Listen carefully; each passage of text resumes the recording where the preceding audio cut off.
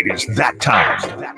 Time for Stiles and Watkins. You can join the show by texting 916-339-1140. Find us on YouTube at Sacktown Sports 1140. It's time for Alan Stiles and Chris Watkins.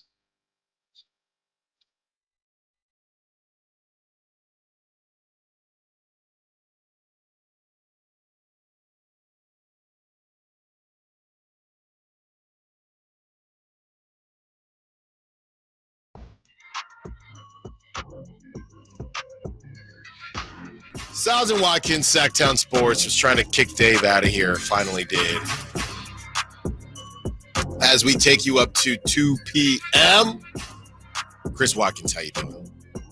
Great. I'm glad that, we had to deal with the Brandon Ayuk saga all summer long. And, I've been clamoring for a long, long, long time that the Raiders should look to move on from Davante Adams. And, better late than never, I guess. But, I think today is a good. It definitely won't feel like it if you're a Raider fan. Maybe it does. Maybe you were excited to get Davante Adams out of the building, somebody who didn't want to be there. But it just kind of feels like to me that this could be the start of maybe the Raiders understanding the assignment finally, and maybe finally embracing the tank just a little bit. Yes. So we woke up this morning. I was getting text messages from my friends. I saw basically Twitter exploding as Davante Adams was already there, Chris. Yeah. I mean, I'm wiping my eyes open, and Davante Adams is already in New York, New Jersey, in the Jets facility.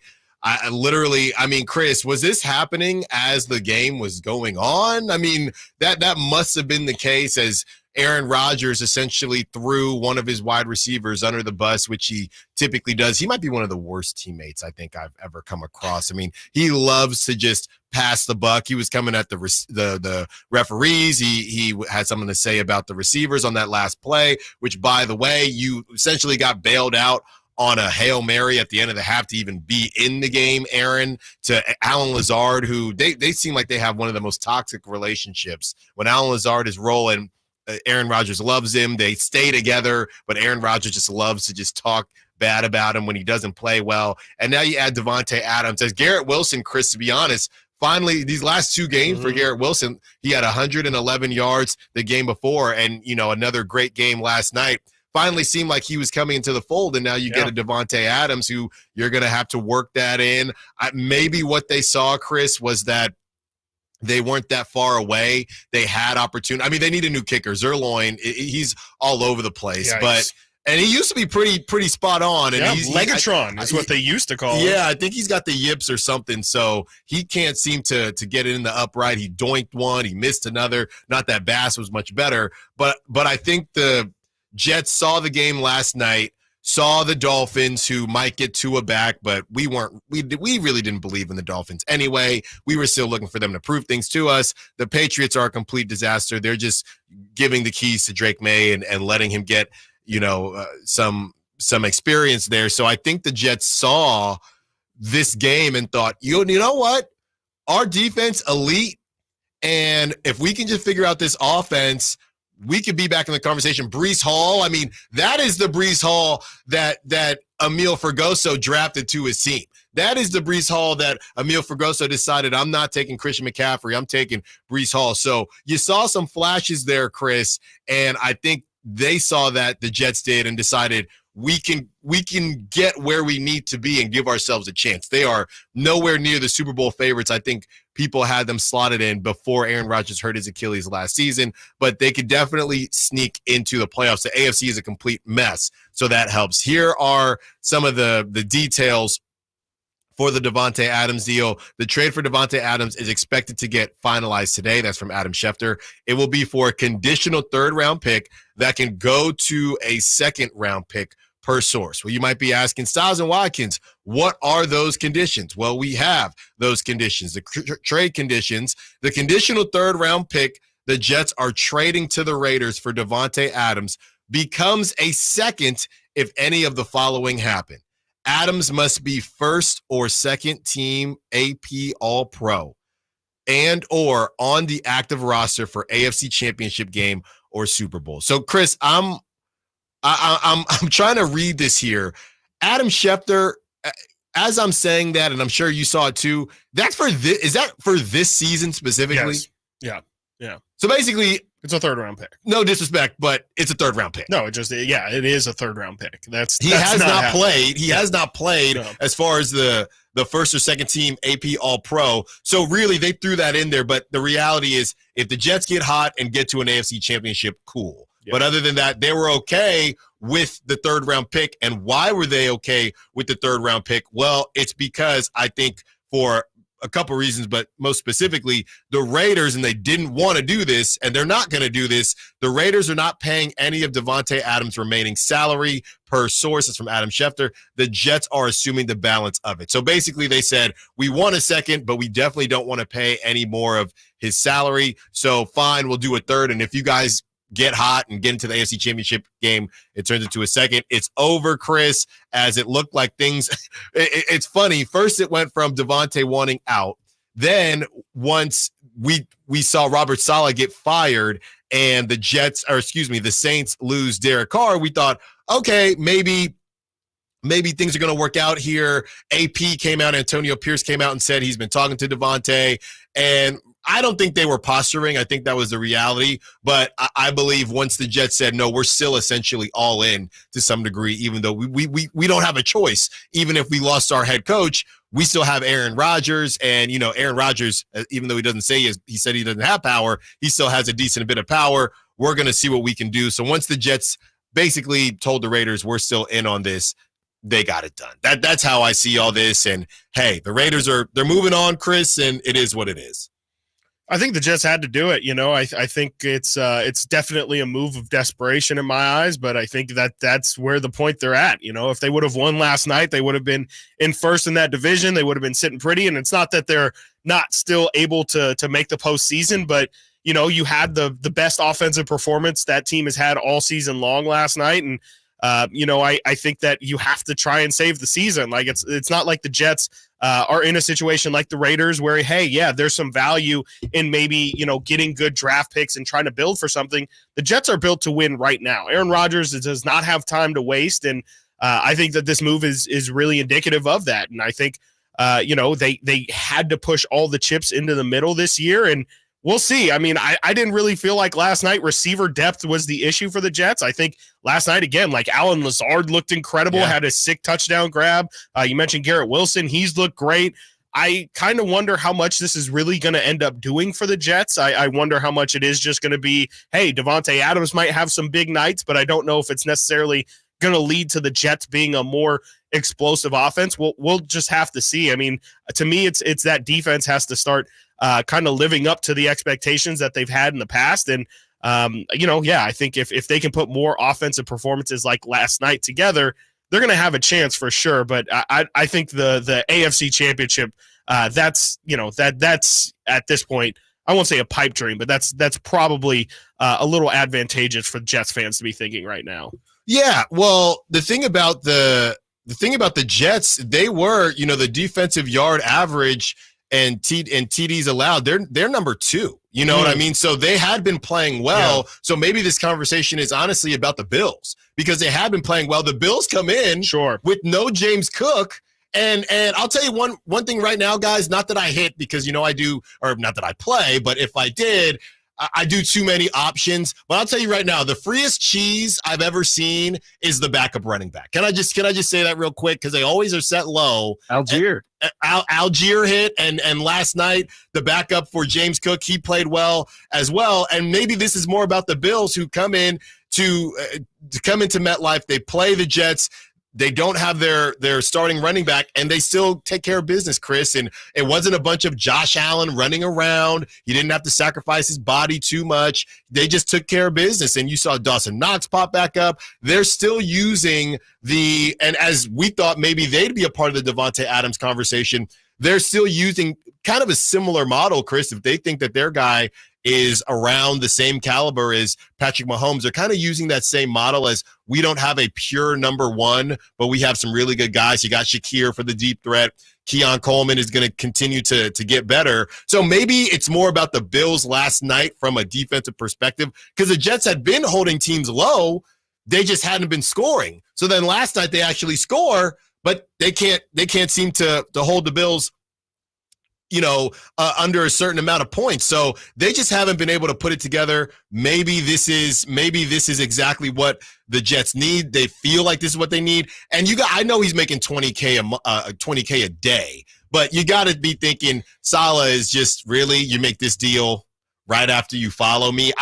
Or fire me. I don't know if that means that maybe something else is going on, Chris, or something else was going on. But yeah, you got to be thinking you couldn't give me a couple games with Davante Adams. I mean, that's just how the cookie crumbles sometimes. From Trey Wingo, through 6 games with Zach Wilson under center, the Jets scored 113 points.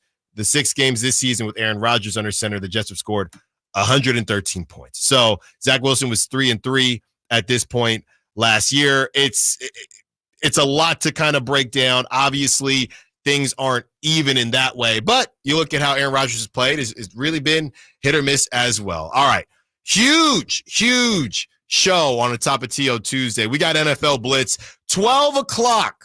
All right. If you're joining us from the morning show, yes, Dave had some things to say as far as what is that part 2 going to be? Everybody's been talking about this part 2 from the Kings deal yesterday, getting rid of Jalen McDaniels, moving on from him. What is that part 2? Well, the man who initially talked about the part 2, Sean Cunningham of Fox 40, he joins us at 12 o'clock. You don't want to miss that appointment radio for you on a Tuesday. We're breaking down all things Kings. Malik Monk says the Kings were tired, and Mike Brown did not necessarily love that. We have that for you as well. And ESPN ranks the top 100, and we'll see where they put the Kings players on that list. Stiles and Watkins, Sacktown Sports.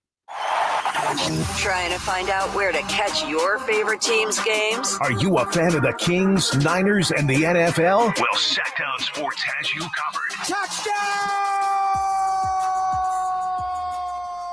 San Francisco! It's all on his shoulders. Rocks. He fires for the win. He's got the triple. Catch all your Kings, Niners, and NFL games all year long on Sacktown Sports and SacktownSports.com. Hey, pet parents. With Progressive's collision coverage, you get extra protection for your cat or dog, because there's nothing worse than seeing your pet hurt. Like when you see their face after accidentally stepping on their tail, and you say, "I'm so sorry, Mr. Pickles." But as you kiss his nose and rub his little belly welly, you know Mr. Pickles is thinking, "You betrayed me." Anywho, Progressive pays up to $1,000 in vet bills if your pet is injured in an auto accident. Learn more at Progressive.com and watch where you step. Progressive Casualty Insurance Company and Affiliates. Collision coverage subject to policy terms. Not available in all states. Did you know your skin is the largest organ of your body? Huh? That's why you should shower with Old Spice Super Hydration Body Wash instead of plain old bar soap. Love your skin by super hydrating it with vitamin B3 and glorious notes of vanilla and shea. Did you know that my super hydrated skin is the second largest organ of my body? The first is my heart. Old Spice. Men have skin too. Old Spice Super Hydration Body Wash. 24/7 renewing moisture. With daily use. Sacktown Sports. Call or text at 916-339-1140.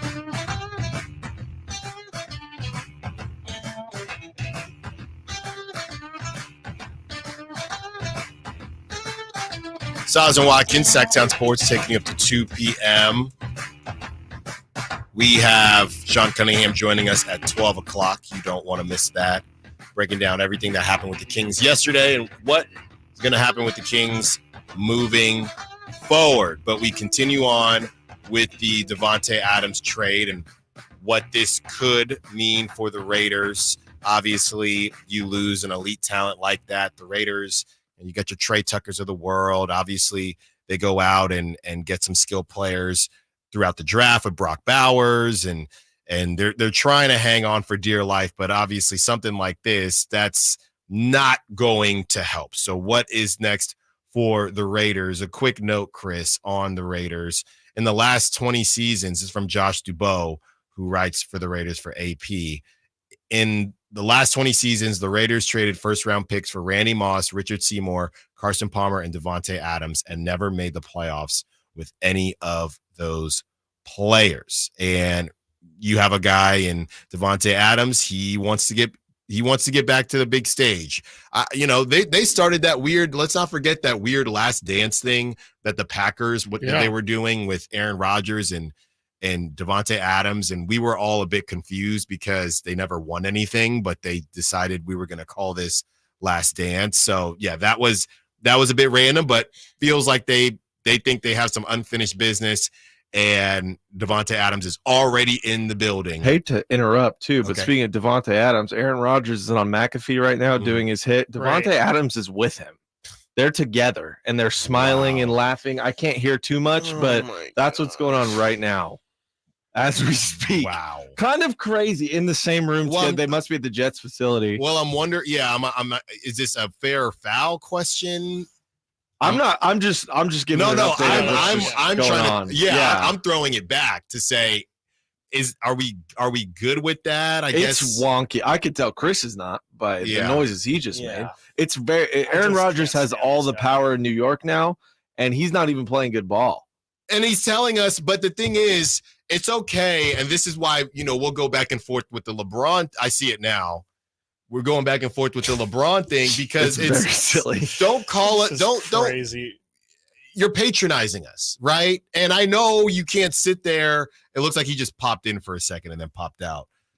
And I know that you can't sit there and say, "Oh yeah, I have more power than the G. I have more power." Blah blah blah blah blah. But there is a way to do things to where the way Aaron Rodgers talks, he makes you feel like you're crazy, like what you're insinuating is just so out of bounds and isn't true and isn't possible. And then he does stuff like this, and he's got this guy. This guy was in the building. He might have been in the air during the game, Chris. It's possible he was in the air during the game. They said he took a red eye. He got a red eye.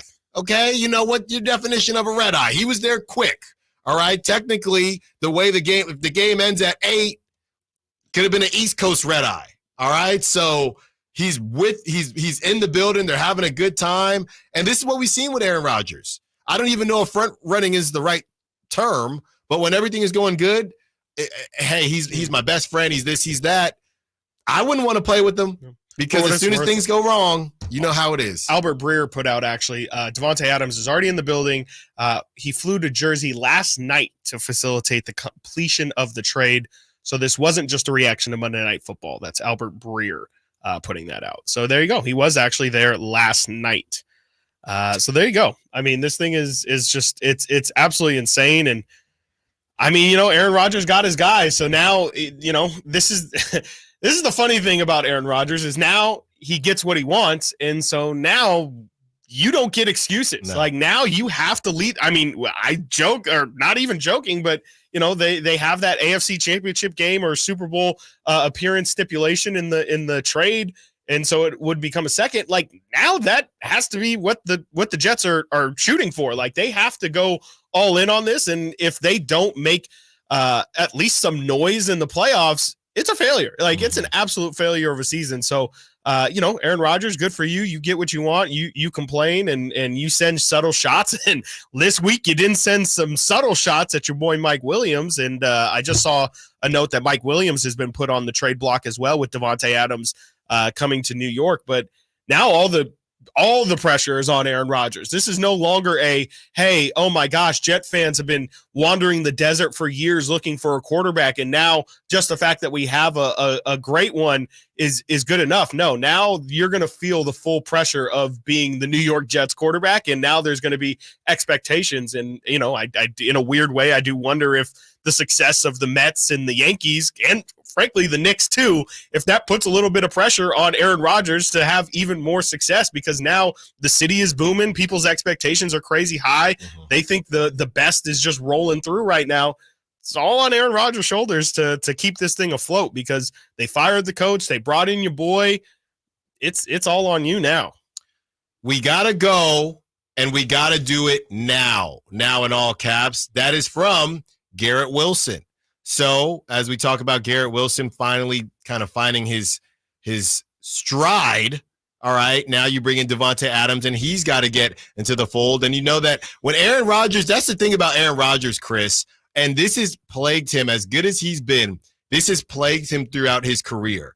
He has not always been a great distributor of the football. he locks in on a target. And if you pick that target for prop talk, you're going to hit, right? Because he's going to that target over and over again. And that's kind of what it had become with Garrett Wilson. And I say all that because there are going to be games, just like when he was in Green Bay, where Davante Adams is going to get 20 targets. I mean, he locks in, and that's his guy.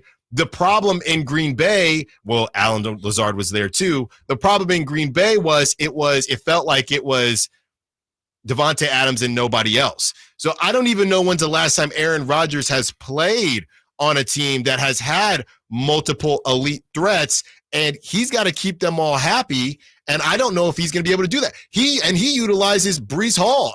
Shout out Emil Ferguson. We just talked about him with fantasy. You better hope those rushing yards are there, because between Breece Hall and his receiving yards and who he is out of the backfield catching the football, now you got Davante Adams and you got Garrett Wilson. Aaron Rodgers, he's going to have to keep these guys happy. And you know that Aaron Rodgers doesn't really care about keeping these guys happy. So I don't think it's going to be as clean of a transition as I think people think. I think that maybe they'll be better, but then it becomes, hey, does Garrett Wilson have any type of ego? Davante Adams, he just came all the way out there. Well, Garrett Wilson has been working with Aaron Rodgers. What if the first couple games, it's still the Garrett Wilson show, and Davante Adams thinking, why am I here? So I don't think this is going to be, as much as we overuse there's only one ball in basketball or in football, I think this is a different situation because you don't have a whole offseason to work together. You're dropping this guy in literally from out of the sky, and you're expected to continue to roll on here because of Aaron Rodgers and his time frame. There's a lot of things that are going to have to get addressed in a short period of time, and I don't know if they're going to be able to do it. Yeah, I mean, it's going to be really interesting. I mean, just to follow, like you said, I mean, if Garrett Wilson's not getting the touches he feels like he needs, the only thing that maybe can save all of it is that the Jets have been so bad for so long that maybe it is just hey, we're putting egos aside, and as long as we're winning, like that's something a lot of guys in that locker room have never had in their career, or at least with the Jets. Maybe that can save the locker room, but it could also go the complete opposite way, where maybe if they continue to just look like the same team that they've been so far through 6 weeks, maybe the locker room turns on Aaron a bit and says, ever since this guy got here, like, everything's been his way or the highway, and here we are pretty much exactly where we've been for the entirety of the post-Rex Ryan era for the Jets. And maybe it completely flips and we say this guy got our coach fired and, brought in his best friend to be receiver, even though we had one of the best young, exciting receivers in the league, and pretty much, stunted his development. Like, this thing can definitely turn on its head. And again, in a city like New York, especially right now with the level of success the city in total is having, maybe if the Jets don't perform, things can really, really get hot in Aaron Rodgers land, and that would be I am all for. I would love to see this thing crash and burn, but I do think that this is going to help the Jets out at least for the short term, and I'm sure it's going to give them. I mean, they looked much better last night. Even I don't know if I would directly say that's because Robert Saleh is gone, but they clearly had a little bit extra juice last night that they haven't had throughout the season. Maybe this gives them a little bit extra of a bump that can now take them from, just kind of an average team, or maybe slight below average, to maybe slightly above average. And they can, they have I was just looking at their schedule. They have the Steelers, at Patriots, Texans, Cardinals, Colts their next couple weeks. Then they play the Seahawks and the Dolphins and the Jaguars, Rams. They have a really good opportunity to turn this thing around. And I mean, you can definitely point to these past 2 weeks as maybe the thing that saves the Jet season, or it could be the thing that really cemented that this thing is going to be a tire fire all year long. Yeah, they definitely have some opportunities. Again, the AFC East is not quite like your NFC North. East. Yeah, not right now, Chris. Coming up next, a former NFL quarterback says that the Raiders might not be done. Could someone else, and you know who we're talking about, could someone else be on the move? Stiles Watkins, Sacktown Sports. The NFL's leading rusher plays here. And a handoff to McCaffrey, walks in the end zone. Handoff to McCaffrey, takes it right down to the goal line. He does his thing again. McCaffrey goes in motion right. Backwards pass led by Juszczyk. A block there. Hurdles a man. 10-5. Touchdown! CMC! You can hear all of Christian McCaffrey's touchdowns on your home for 49ers football. Sacktown Sports. Sacramento weather is brought to you by Folsom Lake Kia. I'm Tamara Berg in the KCRA 3 Weather Center. It is Monday. Looking at mostly sunny skies. A pretty nice day to be outdoors. We'll have light westerly winds and highs today in the low to mid 80s. Expect overnight lows in the mid 50s. Get the latest forecast on the KCRA 3 News and the KCRA 3 app. DC here, and if you've been thinking about a new car, you gotta see my friends at Folsom Lake Kia. You can always count on low payments and zero down deals with approved credit. Folsom Lake Kia, over 25 years, right here in Folsom. Hi, this is Greg Papa. Disasters hit every day. If your home, business, or building has suffered from any disaster, SunPoint Public Adjusters can help. SunPoint prepares, presents, and negotiates your claim with the insurance company, working only for you, making sure you get everything you're entitled to and letting your focus be on what's most important, your family or your business. Call SunPoint today at 888-247-7865 or contact us at sunpoint.us. SunPoint Public Adjusters, the gold standard in public adjusting. License number 2N14884. Disturbed. Live. Oh, come on, get down with the 25th anniversary of the 5-time platinum album, The Sickness.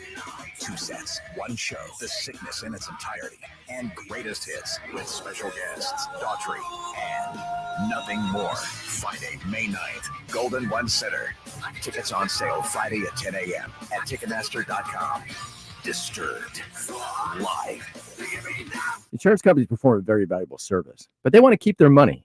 Although most cases settle before trial, it is paramount that the insurance companies know that if pressed, your legal team has the experience to take your case all the way.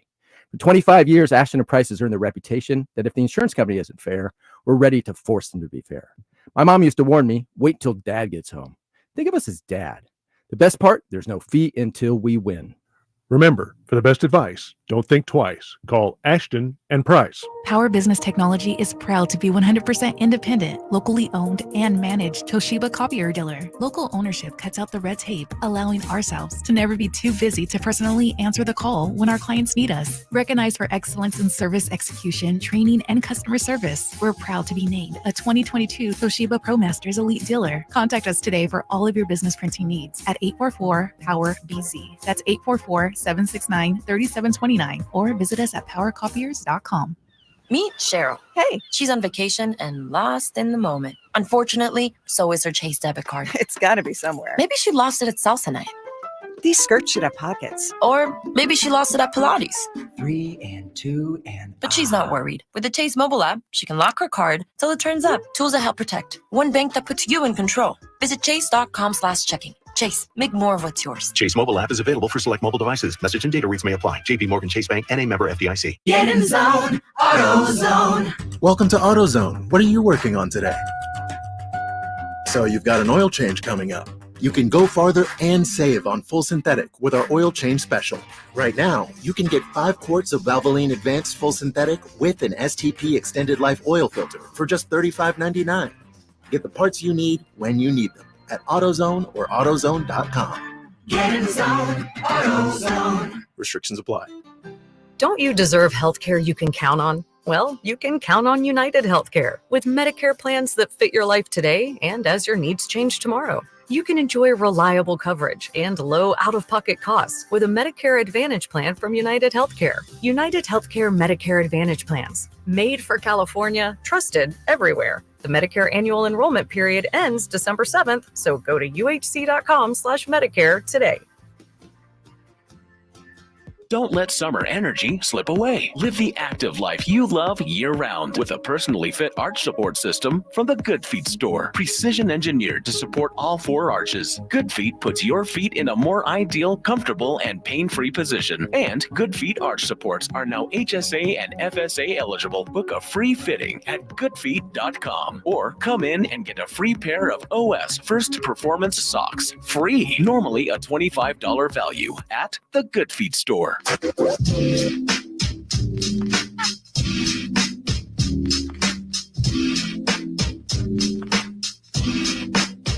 Live and local. Live and local. This is Sacktown Sports.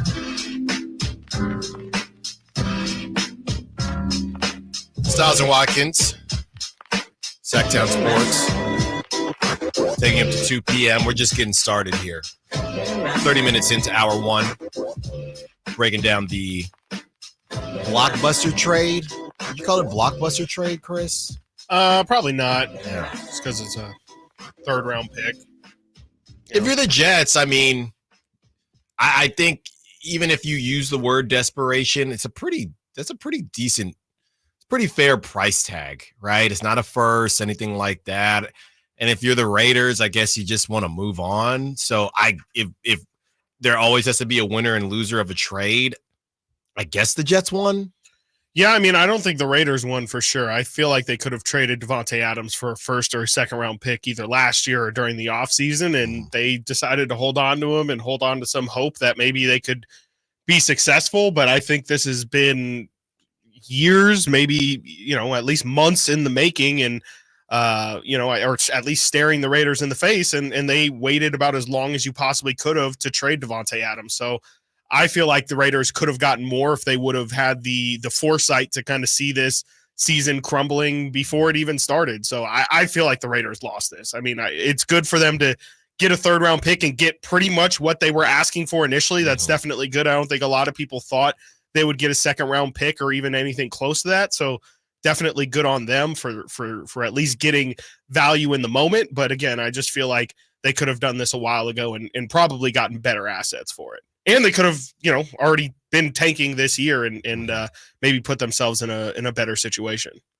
It's some scary stuff, Chris. And speaking of scary, Six Flags Discovery Kingdom Fright Fest this fall. Fright Fest is back because when the sun goes down, the scare factor turns up. Unleash your screams with Fright Fest only at Six Flags Discovery Kingdom at 11:30.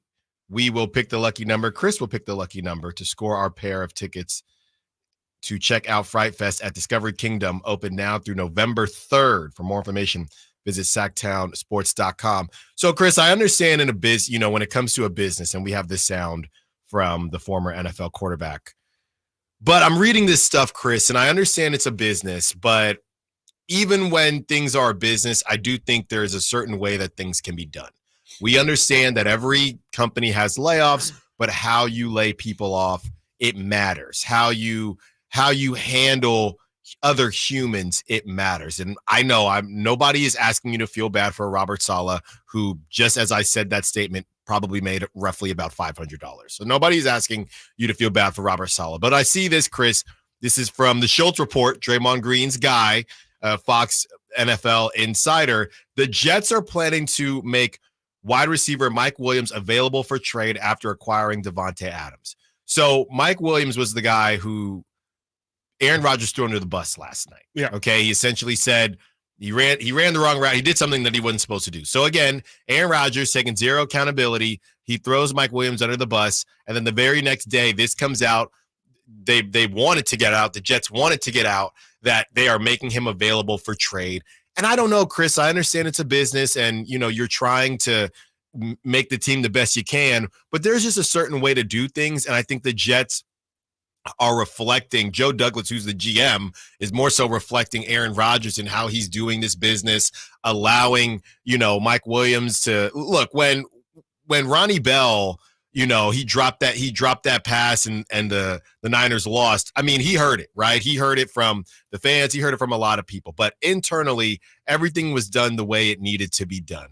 And I'm seeing this thing with Mike Williams and how Aaron Rodgers spoke about him after the game. And then, Chris, I mean, he just is leaving the locker room dang near, and they're making him available for trade. I just think, look, I'm not trying to get into a big karma conversation, but it just feels like the Jets just aren't doing things the right way.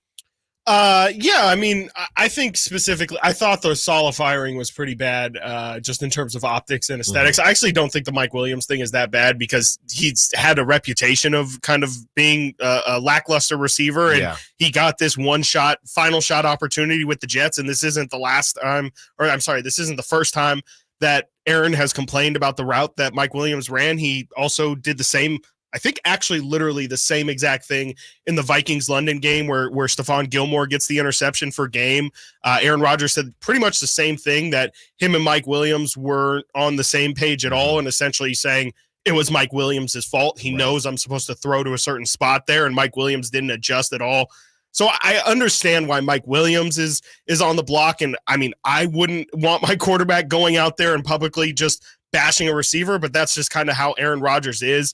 I feel like they are definitely acting desperate, and at least they're making moves that they feel like, and everybody I think feels like are positive. Hey, you get rid of Robert Saleh, which is definitely a reactionary move, but at the same time, you also fix a problem by taking away play calling responsibilities from Nathaniel Hackett. And so, I think it's just really, really a testament to the fact that they are desperate, yes, but I think they know that they have the talent in the building, and they have something there that makes them believe that. And I think it's right to believe that they can be successful this season. So I do think I hear you that they're not necessarily doing things in the perfect PR way for sure, but I do think at least the moves that they've made off of the reactions have at least been sound, measured, and I think moves in the right direction. That's fair. Look, I might be being a little bit in my feelings because it just I don't know. It's very Dancing on Graves-esque to see Davante Adams in there. But again, Mike Williams, it's not like we're talking about a guy who was really, really contributing. So I get all that. It's a business. If you're not getting better, you're getting worse. So I understand it. It just made me feel a bit icky. It's not great. It just made me feel a bit icky. All right, let's get to this sound. This is from Dan Orlovsky, back to the kind of Raiders point of view. And he said this, kind of right after everything happened on Monday Night Football as it pertains to Max Crosby. And I know nobody wants to hear it. Max Crosby don't even want to hear it. But with the Detroit Lions losing Aiden Hutchinson, there are a couple names between Max Crosby, and we'll get to Hassan Reddick as well. Man. There's some news there with the Jets that we still have to break down. But this is Dan Orlovsky on the Lions going after one Max Crosby. Here it is. What do you think it costs you to get Max Crosby? I don't think the Raiders are trading Max Crosby. Adam said earlier today that the Raiders were offered a number one or a one, and they said no, they would not do that. This was in the off season.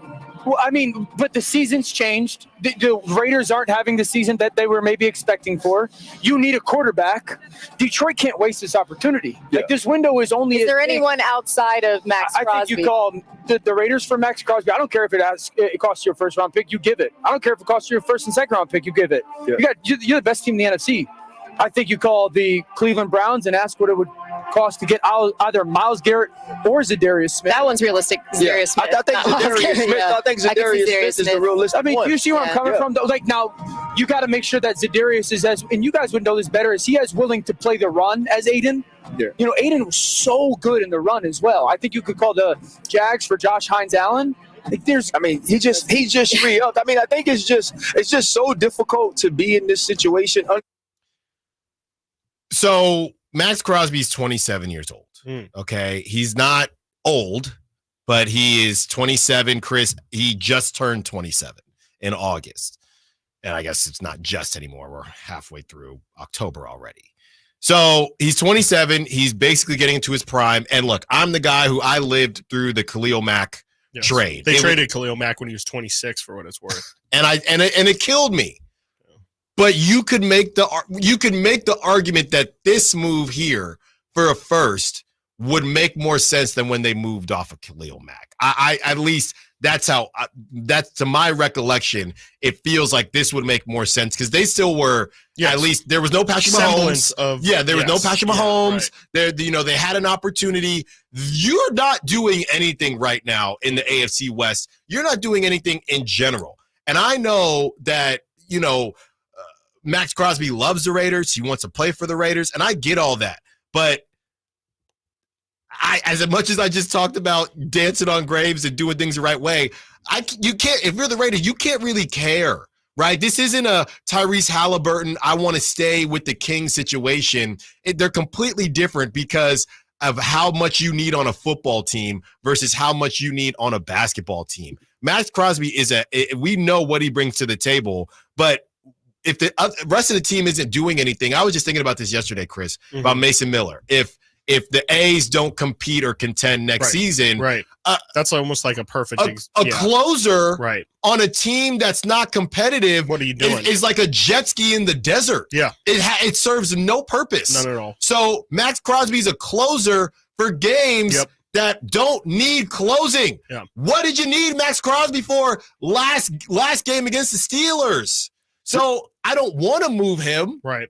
I don't think anybody wants to move him. But unfortunately, at 27 years old and where the Raiders are, I'm just not sure these, my favorite saying, Chris, I'm just not sure these timelines are going to match up. I think that's the point, right? Like that's the best point you can make, Alan, is that it just doesn't make sense. Like, yes, Max Crosby is definitely a player the Raiders should want to keep, but for what? Is it just to have a great Raider? Is it just to you're not sell filling jerseys? The seats. You're not filling the seats. Not with Raider fans. Not with Raider fans. Yeah, go get somebody else. Just for reference, the Bears sent 2 firsts, a 3rd, and a 6th for Khalil Mack. I mean, they obviously didn't do what they needed to do with those picks, but that's a heck of a haul. Josh Jacobs in the 2016 season, as crazy as this almost looks wrong because of just the memory of the Raiders really since the 2000s. In 2016, they went 12-4. Oh, I remember. They then trade Khalil Mack, and that was the foot. That was the broken foot year. 6-10 the next season, and then they go 4. Actually, they had Khalil Mack for this 6-10 season. Trade him after the 6-10 season, and then go 4-12. I don't know why they did that with Gruden. Yeah. I don't know why. I don't know why. Might have been John Gruden. But I do think in a weird way, like you're right. Like it does make more sense now than it did at the time to trade Khalil Mack. And I feel like, I mean, it's really the same argument as what I had with Devontae Adams a year ago. It's just, what are you holding on to him for? I mean, I think by the time you draft your Shedeur Sanders, Cam Ward, Carson Beck, pick your favorite college quarterback right now, by the time that they're ready to actually compete and win championships 2 to 3 years down the line, I mean, Max Crosby's not going to be the same player, and you're probably going to feel like, oh, I wish we moved on from him for maybe some future assets that can help out this current quarterback that we're trying to make work. And here's what's funny, Chris, and I know we got to get to the other side. What you just said, I was coming up with the argument for the Raiders, but here's the problem. Because if what you just said, the argument for the Raiders would be, well, look at because you're drafting a guy you think is going to be a guy. Yep. Look at Jaden Daniels. Look at what they might make the playoffs. Look at the Bears, at Caleb Williams. They might make the playoffs. Cool. Okay. So I was about to come back at you with that. Here's the problem. If you were going to go that route, then you shouldn't have gotten rid of Devontae Adams. Exactly. 100%. Because now, if you can't sit there and say, okay, well, what if we do really well next season immediately, then we would still need Max Crosby. You don't have you're going to throw to Trey Tucker, who's my height? No. What are we doing? No. So if you were going to go that route, then you should have said, Devontae, hold on. We got our Jaden Daniels coming. We got somebody like that coming. Now that you moved off of him, then to me, it's a package deal in a way. If you're moving off of Devontae, you might as well move off of Max Crosby too. All right, got to get to the other side. Jerry Jones goes off on a Dallas station radio. Jerry just not having the best birthday week. Then 11 o'clock. We get into the Kings talk, but also we have Jerry and we have these Discovery Kingdom tickets. Chris picks the lucky number, and you can cuddle up all night in the corn maze. Stiles and Watkins, Sacktown Sports. Did you miss any part of our live local shows? Don't worry, you never have to miss them again. Check out SacktownSports.com and search our podcast page and play our shows when you want. The Carmichael Dave Show with Jason Ross, Stiles and Watkins, and the Drive Guys. Plus, other podcasts like Return of the Empire, Return of the Roar, the Stingers Up podcast, and Golf to Go with Frank LaRosa. They're all available right now on SacktownSports.com. It's homecoming for Sacramento State football this Saturday, 6 p.m. versus Weber State. Stay for the post-game fireworks. Get your tickets at hornetsports.com. Card bills have gotten out of hand. Call Consolidated Credit now. If the interest rates on your credit cards are so high, it'll take years to get out of debt. Call Consolidated Credit now. They've helped over 10 million people without destroying your credit. They can reduce your interest rates, lower your total payments up to 50% to get you out of debt fast. For a free consultation, call Consolidated Credit now. The program works. Call 800-210-4298. 800-210-4298. 800-210-4298.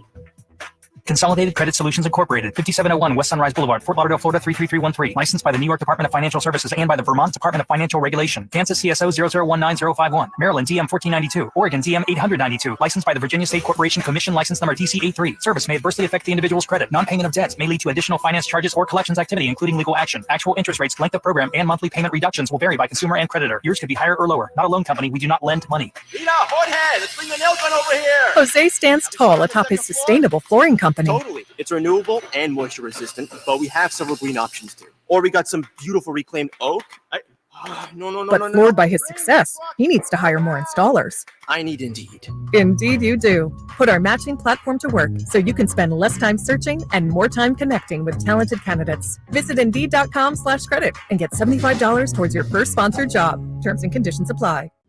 Meet Cheryl. Hey. She's on vacation and lost in the moment. Unfortunately, so is her Chase debit card. It's got to be somewhere. Maybe she lost it at salsa night. These skirts should have pockets. Or maybe she lost it at Pilates.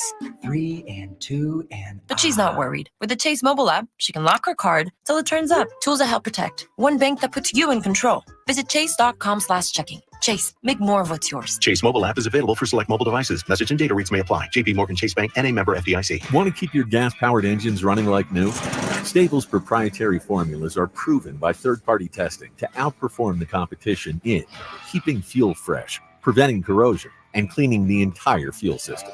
With Stable, you can have confidence you are doing the right thing for your engine's long-term health. Just pour into your gas can or fuel tank, then top off with fresh fuel. At every fill-up or when you store, start with Stable. Available where fuel additives are sold. Everywhere you look, things are getting more expensive. So at Consumer Cellular, we're lowering the price for those 50 and up.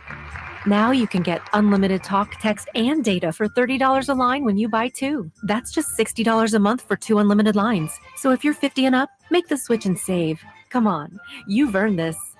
Call 1-888-FREEDOM or visit consumercellular.com today. Requires 2 lines of service, age validation, and credit approval, subject to system and area limits, taxes, and other fees apply. Hey, it's Michael Smerconish. Business owners and CMOs, how do you plan on growing your business? Have you plateaued on your social media and online efforts? Why not tap into podcasts and radio? In the U.S., audio reaches more than 271 million people weekly. That's more than social media and digital combined. My friends at Radioactive Media know the recipe to launch, optimize, and scale performance by building compelling audio campaigns which work. I personally know the principles of Radioactive Media, their personal approach and knowledge of the medium, unparalleled. For advertisers who want to reach the right audience with the right hosts and programs, text the word profits to 511-511. Heck, you can even buy spots on my program. If you're a mid-sized company or well-funded startup with a monthly budget as low as 5 figures, they can help. Text the word profits to 511-511. Online, radioactivemedia.com. Text rates may apply. Hey, what's up, everybody? It's your boy Drapes here for Mercedes-Benz of Stockton.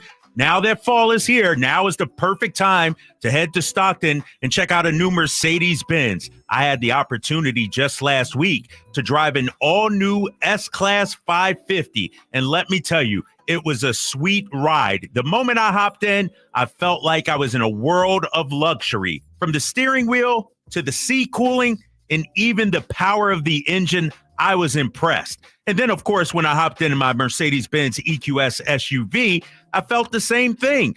So hurry in and take advantage of the Mercedes-Benz incentive bonuses up to $15,000. And they have tons of pre-owned vehicles as well, including C-Class sedans, GLC SUVs, and a whole lot more. Take it from me, you won't be disappointed. So take the short drive down I-5 to Mercedes-Benz of Stockton or online at mbofstockton.com.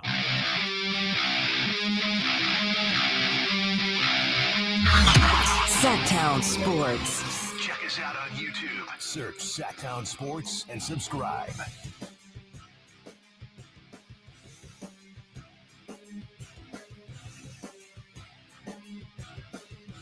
This fall, Fright Fest is back because when the sun goes down, the scare factor turns up.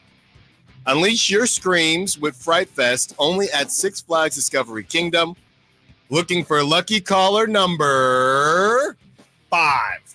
Lucky caller number 555 to score our pair of passes to check out Fright Fest at Discovery Kingdom, open now through November 3rd. For more information, visit sacktownsports.com, 916-339-1140, 916-339-1140, 916-339-1140. Nate, why are you looking at me like that? What does the giveaway say? Oh. That's Sorry. why. It's okay. Sorry. We'll do it live. Not too far off. Better early than late. That's what Drumline always said, right, Chris? Sure. Caller number 5. Caller number 5. Caller number 5. We get out the way. We get to 11 o'clock. We got a lot of Kings to get to, honestly. 916-339-1140 from the 916, Chris. Get back to the Raiders. It's hard to rebuild with crap draft picks and horrible free agent signings. That is from Esteban. And speaking of those draft picks, Chris, so Bill Barnwell just posted this, and there are a bunch of pictures of the draft picks from 2016 to 2023. And he's crossed out dudes that just aren't even in the league anymore. And I'm just going to give you a little look-see. That's a lot of lines. Okay, there are a lot of lines. So he says, here are the Raiders draft picks from 2016 to 2023, the final year of the McKenzie, the Gruden Mayock era, the two McDaniels drafts. Guys crossed out in black aren't in the league. Guys crossed out in red are in the league, but no longer with the Raiders.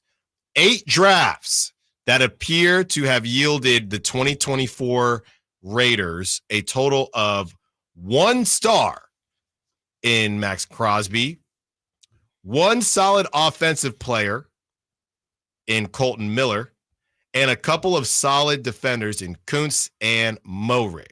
You can't win until you fix that. So you are very right, Esteban. It has been tough sledding for the Raiders, and if you can't draft well, nothing is going to work out the way you want it to work out. That's it. It's just that simple. Yeah, I mean, it depends how you feel about Tom Telesco. I mean, we'll see if he can turn this thing around. I mean, they are absolutely just.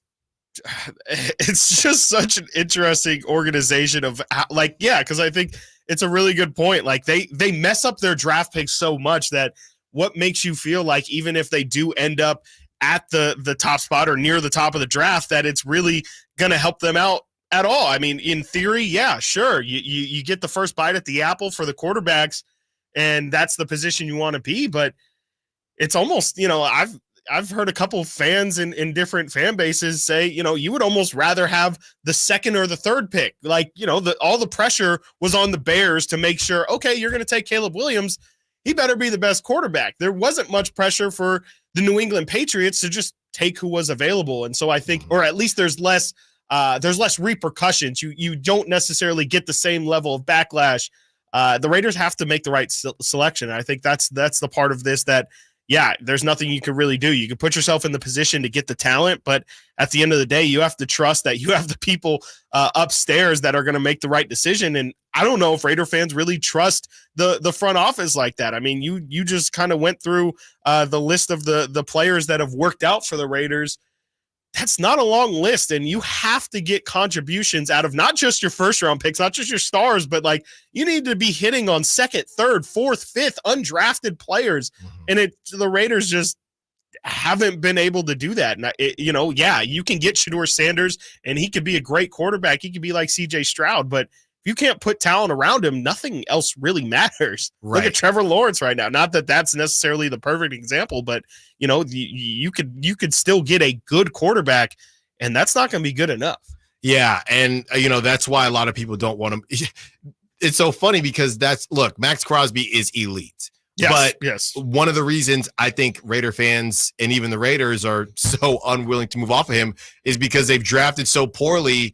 They don't feel like they can get somebody else, right? Yeah. Even somebody comparable. Right. A lot of these teams, whether it's the Niners or whoever, okay, Eric Armstead, you can go to Publix and do whatever you want. We think that we can get somebody that can do the job at least somewhat as well if they feel like the decision makes sense or they're getting something back in return. And the Raiders, they feel we've been so bad on drafts, I don't know that we can move off of one of the only guys since 2016. Crazy. Since 2016, we're talking about 7 years, okay, that we actually hit on. But that says more about your organization than the fact that you can't move off when clearly it does make sense. It does make sense. Coming up next, we head into Kings land. Malik Monk says the Kings were a little bit tired on Sunday. Well, Mike Brown, he ain't trying to hear that. Stiles and Watkins, Sacktown Sports. Can Mike Brown build on last season's Coach of the Year award? Can the Kings exceed 48 wins? We will be better prepared to make the run that we expect to run come next playoff. Tune into every Kings game this season on Sacktown Sports and SacktownSports.com. Carmichael Dave here from my good friends at American Energy. Cool weather, if not cold weather, is in our future. You know that. It'll eventually get there, and American Energy wants to make sure your system is operating safely and properly. So now is the time to take advantage of the $49 fall tune-up inspection. That's regularly $119, but includes a full safety and duct inspection. And if your system's over 10 years old, it's free. The tune-up is on American Energy. Give them a call right now. They're offering $50 off your first recommended repair, or if you need a new furnace, that's half off the price of a new unit. American Energy been serving the greater Sacramento area since 1981. A+ with the Better Business Bureau. You can check them out at theaeway.com for an instant quote. That's theaeway.com. Tell them Carmichael Dave sent you. Call 916-520-9998 now. The Hagen Oaks Golf Super Shop is your unsurpassed spot to find the hottest golf gear, best pricing, and elite expertise. Every club on the shelves can be tried for free on the driving range. 3 TrackMan units and a Hagen Oaks team of skilled fitting professionals provide the finest club fitting experience. Our personable Super Shop staff will show you the newest to help you look and play your best. You love golf. The Hagen Oaks team loves golf too. Hagen Oaks Golf Super Shop, Fulton Avenue at Business 80. Learn more at HagenOaks.com or 916-481-GOLF. The Sacramento Kings play here. He's got the triple. Sacramento takes the lead. Outstanding ball movement by Sacramento. Every triple, every jam, every Kings win. Sabonis with the jam over the Joker. He's got the three-point shot. Get your Kings fix all season long. Right here on your home of the Sacramento Kings. Here's a steal by Fox, the breakaway. He's got the rip with the left hand. Sacktown Sports at SacktownSports.com.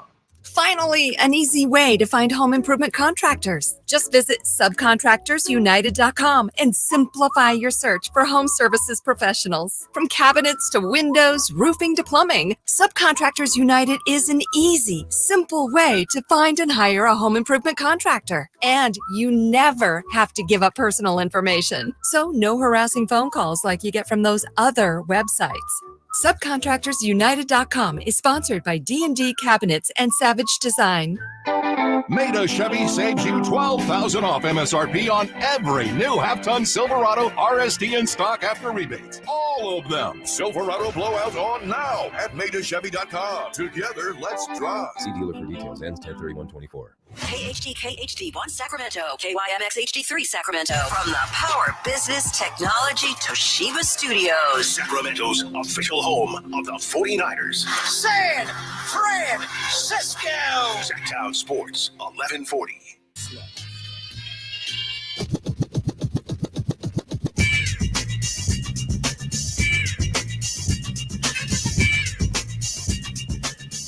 Sacktown Sports. Call or text at 916-339-1140. Congrats to our winner. Hey, early bird gets the worm, huh? Nate, are you icing your shoulder? Yes, and our winner is Michael. Congrats to Michael. Hopefully not Myers. See what I did there? That's good. Thank you. Oh, yeah. I love the love guru. Don't want that. Mm-hmm. Mike Myers. There you go. All right. Well, I hope your shoulder's okay. See what you did there. Hope your shoulder's okay, Nate. And we hope that the legs are okay of the Sacramento Kings. We have about a 2-minute clip here that basically illustrates Malik Monk saying that they were tired on Sunday and Mike Brown basically responding to that. It goes, we also have to say there are a couple spots where there is a gap in talking. Just know that when Mike Brown gets word of what Malik said, how would you describe his face, Chris? It is very much a smile, but really? Interesting. Yes. Interesting. Really? You don't say. Really, dude? All right, here is the sound. I think the guys are tired.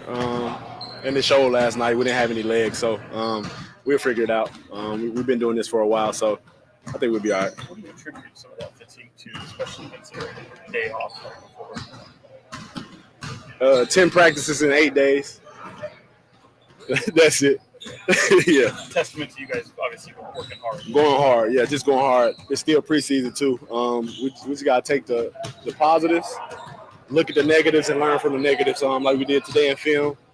Mike going to show us all the negatives just so we can be on top of it every chance he get, just so we can be on our P's and Q's. So, yeah, he do a great job at that. But, yeah, we were just tired. Said they're tired. Yeah. Mike, because they mentioned some of that fatigue last night. I mean, did you kind of see some of the same things in terms of them not having the legs under them? I don't know. It's it's preseason. You're fighting to get back in shape. It was probably more the day off before because. The 2 games we played, nobody's played more than 20 minutes.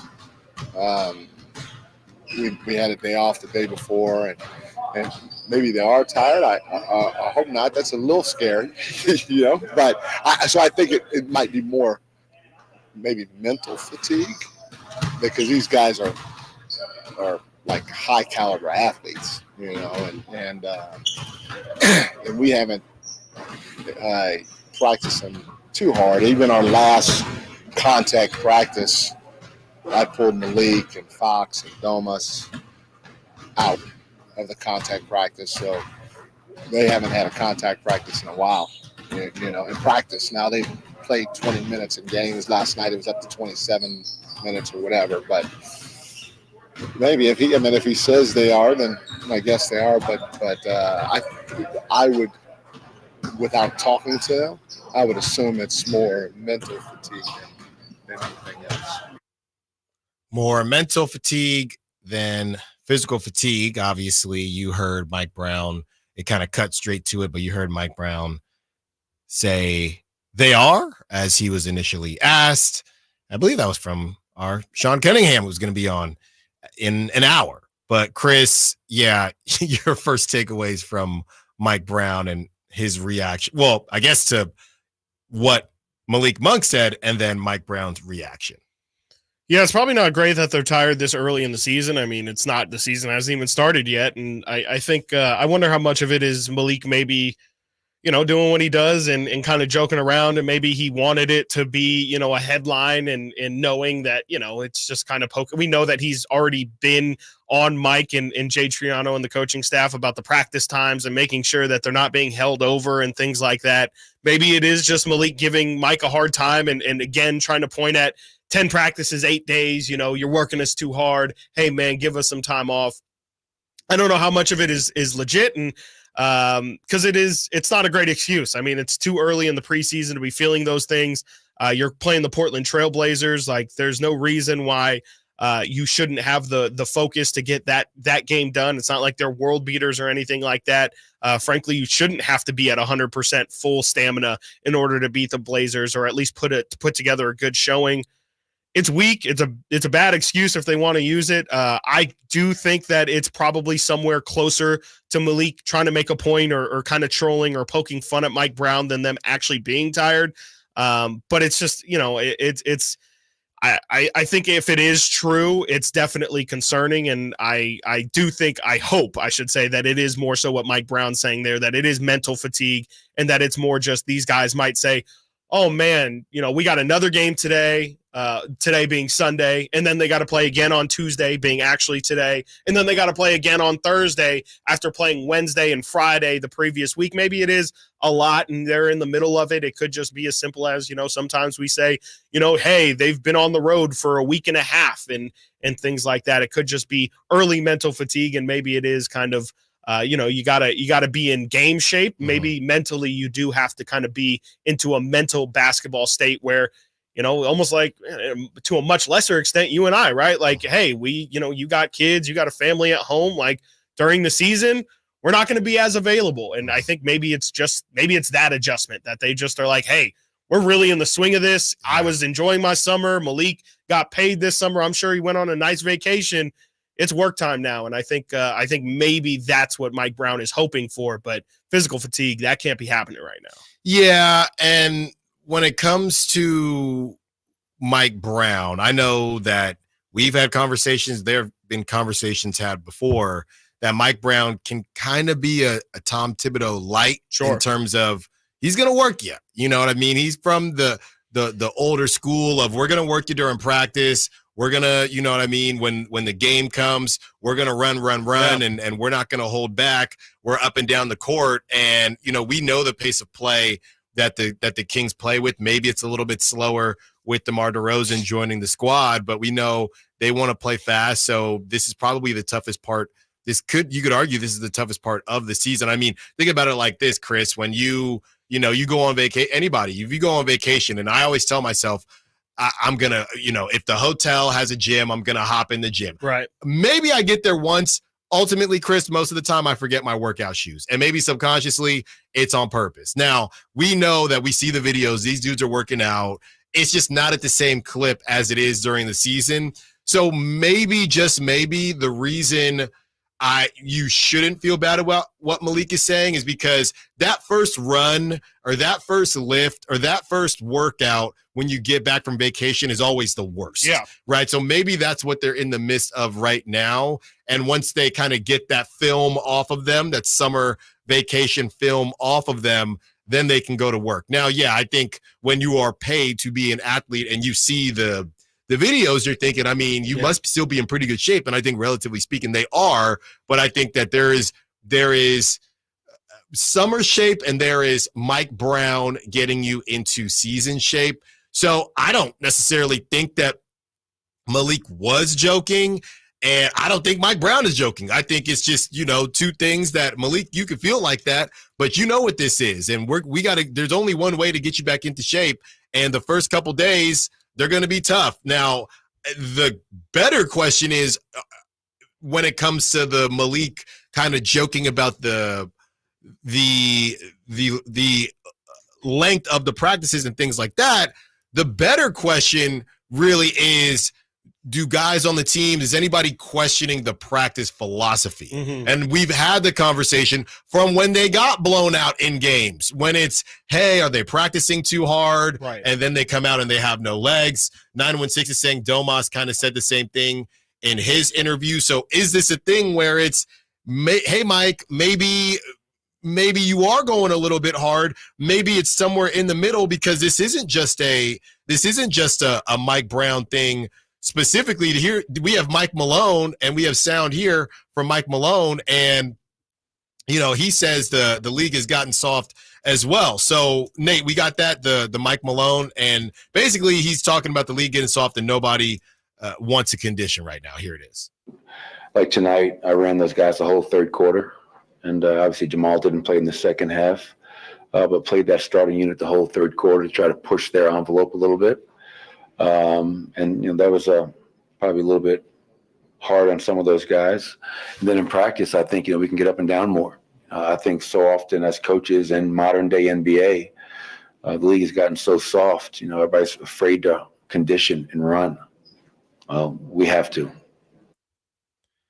You got to. You have to. And it's funny, Chris, because there are some younger coaches out there. I would love to know what an Eric Spoelstra thinks about, or what that mentality is for the Eric Spoelstras of the world. Some of the younger guys, I'm not going to say JJ Redick because, he don't really know as well as we do. But some of these guys, it's not as if a lot of these coaches are terribly young, right? I mean, they all still come from coaches that did run them.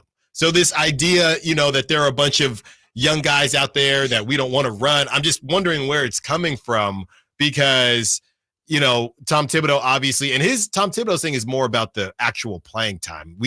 I will play you 40 minutes. I do not care.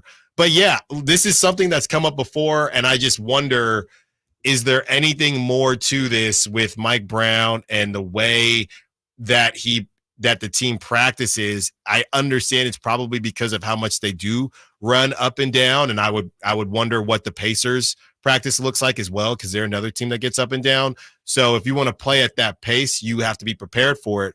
But I do wonder, because this isn't the first time the Mike Brown practice thing has come up. I feel like it's really like, I don't think it's that big of a deal. I mean, I understand why maybe at the pro level, you say, why, coach, why are we, wasting time doing Kansas 22s or whatever? Why are we conditioning? We're pro athletes. Why don't we spend time, doing drills or walking through the offense? And, I think the problem is, frankly, kind of what Mike Malone's getting at is, I think a lot of these guys play themselves into shape, and I think that's really, really frustrating for the coaches, is that you say, hey, you're getting paid millions of dollars. You get 3 months off during the summer. All we ask is that you come into practice. And I'm not saying any of the Kings aren't in shape, but I just think that's more what they're talking about, is guys like Zion Williamson, even guys like Luka and Joel Embiid, even though he's saying he lost a ton of weight over this offseason. A lot of these guys come into the season and say, we're going to play so many games in such a short amount of time.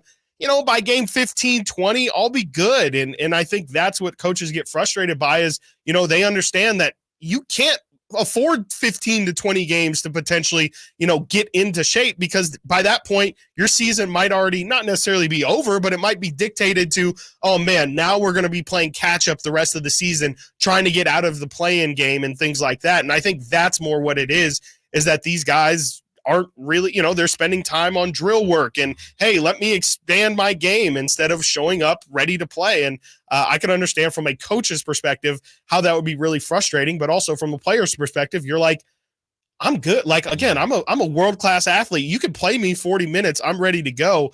I think it's just kind of a natural push and pull of a coach-player relationship.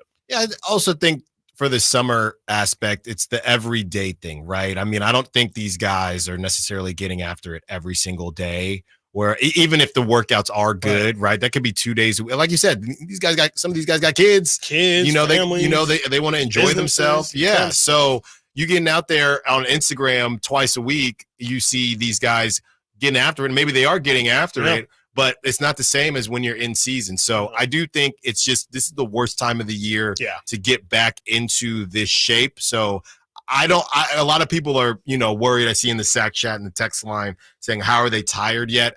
I think it's just tired because they're getting back into that shape. I don't think we should worry about it. But again, we'll know more once they tip off on opening night, and we see what that looks like. In the first 5 games, we'll see, if it looks like they're a little sluggish or not. Can I deliver some breaking news here on the football front? Sure, why not? Nate, run it. Not running. When it breaks, I can't find it. It's here. Yeah. Sacktown Sports. No, I'm waiting.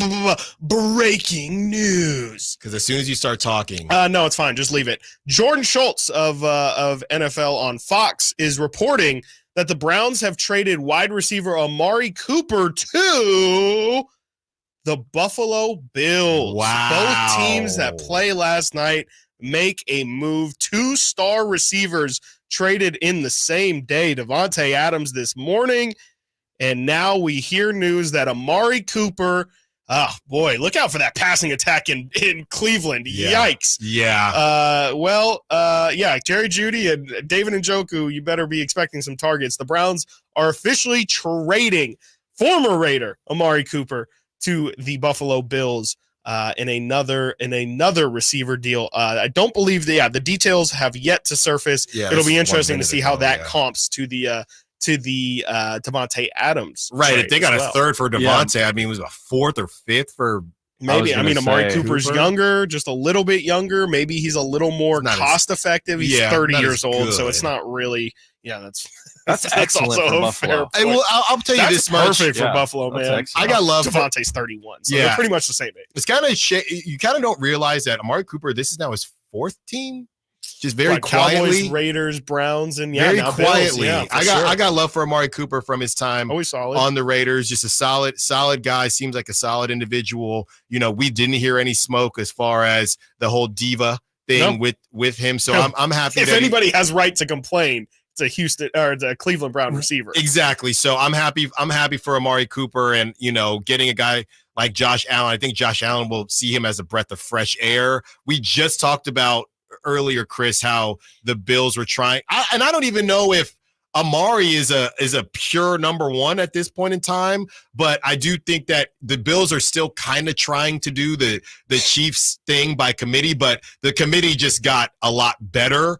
And that last night, I think Shakir is their deep threat guy. Hey, look, I'm talking prop talk. He did not show up, but it was Keon Coleman and it's the tight end. So you get a possession receiver like Amari Cooper with Josh Allen's ability to scramble. Yeah, I think the Bills, they just said, don't forget about me. So good for the Bills and good for Amari Cooper. Coming up next, we got to break that down more so, and we will get into ESPN's Top 100. They do 100 through 51, and we'll tell you where the Kings landed on that list. But we will continue to break down the Amari Cooper, and Nate will get that breaking news sounder. Stiles and Watkins, Sacktown Sports.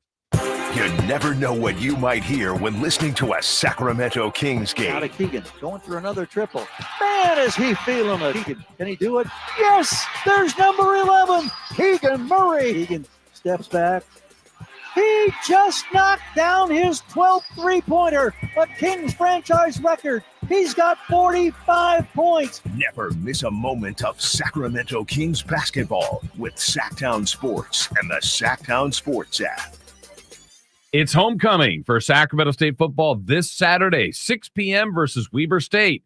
Stay for the post-game fireworks. Get your tickets at hornetsports.com. Tired of ads interrupting your favorite news podcasts? Good news. Ad-free listening on Amazon Music is included with your Prime membership. Stay up to date on everything newsworthy with podcasts like The Daily, Up First, and 5 Things Uninterrupted at amazon.com/ad-free. Just head to amazon.com/ad-free to catch up on the latest episodes without the ads. Ooh, ma. What was that? That is business phone bliss with the Ooma Cloud phone system. It handles all our voice, video, and messaging needs. You sound very calm. I am. Ooma has everything I need to run my business more efficiently, like virtual receptionist, call routing, and video conferencing. And it starts at just $19.95 per month per user, plus taxes and fees. Ooma. Nice. Find your business comm at ooma.com/radio.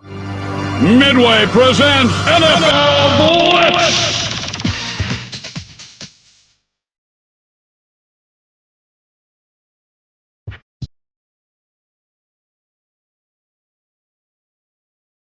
Live and local. This is Sacktown Sports. Breaking news. If you're just now joining us, Amari Cooper is headed to Buffalo to break some tables. Amari Cooper traded to the Buffalo Bills as the Bills trying to do the wide receiver by committee thing. And they decide we need to get a guy that we can depend on. Keon Coleman might be that guy by the end of the year, right? And, Chris, I was listening, or I was watching the broadcast yesterday, and they were talking about how Keon Coleman, it's kind of hard for him to get a lot of separation because he's not necessarily a speed guy. So it almost, in a way, sounds like he's similar to Amari Cooper, and maybe this could help I know this isn't why the Bills are doing it, but it could also help the development of Keon Coleman, because it feels like he might be that type of receiver, not a burner, not somebody who's going to take the top off, but just understanding routes and things like that. So great move for the Bills, by the way. The Amari Cooper trade is a pick swap that includes the Browns getting a 3rd-round pick. So basically, unless the Jets get to the AFC Championship or Devontae Adams is AP first or second team, it will be the same deal that the Raiders got for Devontae Adams, which I think is bad. I think that's a bad look for the Raiders because I like him. I just praised Amari Cooper. Devontae Adams is better than Amari Cooper. I mean, I don't even think they're in the same class. Okay, so that's not a great look for the Raiders. But Chris, I did want to say this, as Dan Orlovsky mentioned it last night, not so much the Max Crosby thing because we already touched on this. How about the Browns fire sale starting? And you move off of Amari Cooper, and the question becomes, if you're Detroit, who you just lost Aiden Hutchinson, I don't know if they pick up the phone, the Browns, but Mina Kimes sounded like they wouldn't pick up the phone for Myles Garrett, but they might pick up the phone for Zadarius Smith. They have to do something, and it feels like if you are the Browns, do you think a fire sale is starting, or is this just a deal that made sense? I mean, I don't really know what they're building towards right now. Like, I mean, with Deshaun Watson being the fire that he is, I kind of feel like you might as well sell off. I think the tough part is that you feel like you have a competitive team. I mean, the Browns have had some of their most successful years that they've had in my entire lifetime these past couple of years under Kevin Stefanski. And so I think that's the tough part of maybe if you're going to do a whole fire sale, but they're 1-5 right now. There's not really much hope that they can turn things around at all. You know, I guess you could. It's just, I just don't really know what, you know, I mean, yeah, I don't really know what the Browns feel like their future looks like. I mean, if they're going to continue to roll with Deshaun Watson at quarterback, you know, it feels like the future is pretty much cooked anyway. I mean, I don't know. I feel like, like a Myles Garrett trade to me feels too extreme. It feels like I don't even know what proper value would be for a guy like Myles Garrett. But I mean, yeah, you could start to sell off some of your pieces that you're not attached to long term.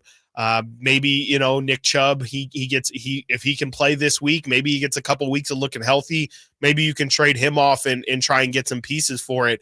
But I honestly just don't know what direction the Browns want to go. I don't know how they feel about this current team because Deshaun Watson has pretty much ruined the offense to the point where you don't know how good that team is. They still have Jim Schwartz as the DC too, and he's always lauded as one of the best in the NFL. So I don't know. It feels like a team that probably doesn't want to quit, but might have to just based off of circumstance. Full compensation update per sources from Adam Schefter. Browns receive a 2025 3rd-round pick and a 2026 7th-round pick. That's the next Brock Purdy. Bills receive Amari Cooper and a 2025 6th-round pick. So they got a pick back too. Yeah. The Browns did.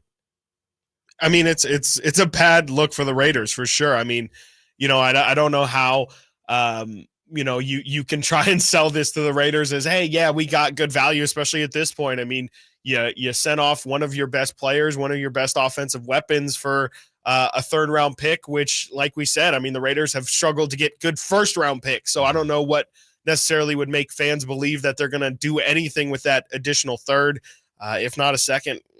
I mean, yeah, it's just a bad look. And if you're, you know, if you're the Jets, you feel great about what you just did, especially considering, who knows, maybe if you waited 24 hours longer, that trade value might have gone up, or at least the Raiders may have been a little bit less likely to move on from anything but a 2nd-rounder if Amari Cooper goes for a 3rd, just for the aesthetics of it.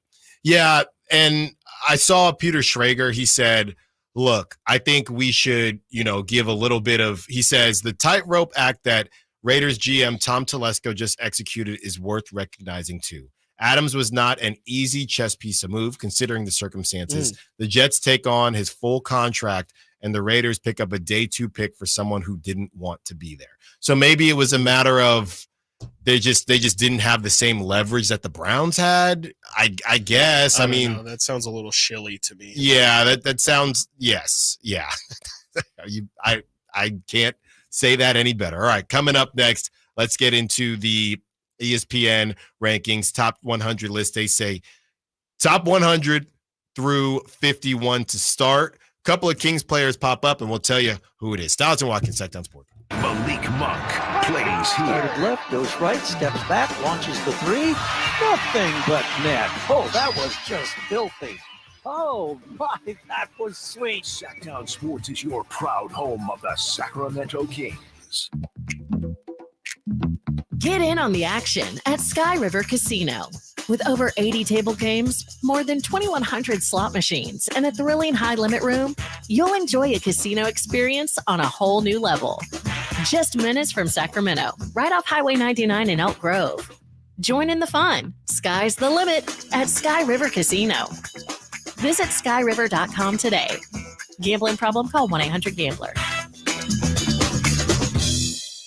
Model Year End pricing is back at Folsom Lake Honda, your one-stop Honda shop. During the Model Year End event, lower interest rates at Folsom Lake Honda make lower payments. It's no wonder why Folsom Lake Honda is your one-stop Honda shop. Come in today or check out our entire inventory online at folsomlakehonda.com. Get an instant cash offer for your trade at folsomlakehonda.com. We'll buy your car whether you buy from us or not. Folsom Lake Honda is your one-stop Honda shop. Folsom Lake Honda. Go to folsomlakehonda.com. Your one-stop Honda shop. Don't miss the action as the Kings tip off their 40th season in Sacramento. Be there for opening night at Golden One Center on Thursday, October 24th, when the Kings take on the Minnesota Timberwolves at 7 p.m. Tickets for all games are on sale now, so be sure to get yours to see De'Aaron Fox, Domantas Sabonis, new addition DeMar DeRozan, and all of your Sacramento Kings take the court. Head to kings.com/tickets to secure your seat for the action. Don't let summer energy slip away. Live the active life you love year-round with a personally fit arch support system from the Good Feet store. Precision engineered to support all four arches. Good Feet puts your feet in a more ideal, comfortable, and pain-free position. And Good Feet arch supports are now HSA and FSA eligible. Book a free fitting at goodfeet.com or come in and get a free pair of OS First Performance socks. Free. Normally a $25 value at the Good Feet store. Don't you deserve healthcare you can count on? Well, you can count on United Healthcare with Medicare plans that fit your life today and as your needs change tomorrow. You can enjoy reliable coverage and low out-of-pocket costs with a Medicare Advantage plan from United Healthcare. United Healthcare Medicare Advantage plans, made for California, trusted everywhere. The Medicare annual enrollment period ends December 7th, so go to uhc.com/Medicare today. It's homecoming for Sacramento State football this Saturday, 6 p.m. versus Weber State. Stay for the post-game fireworks. Get your tickets at hornetsports.com.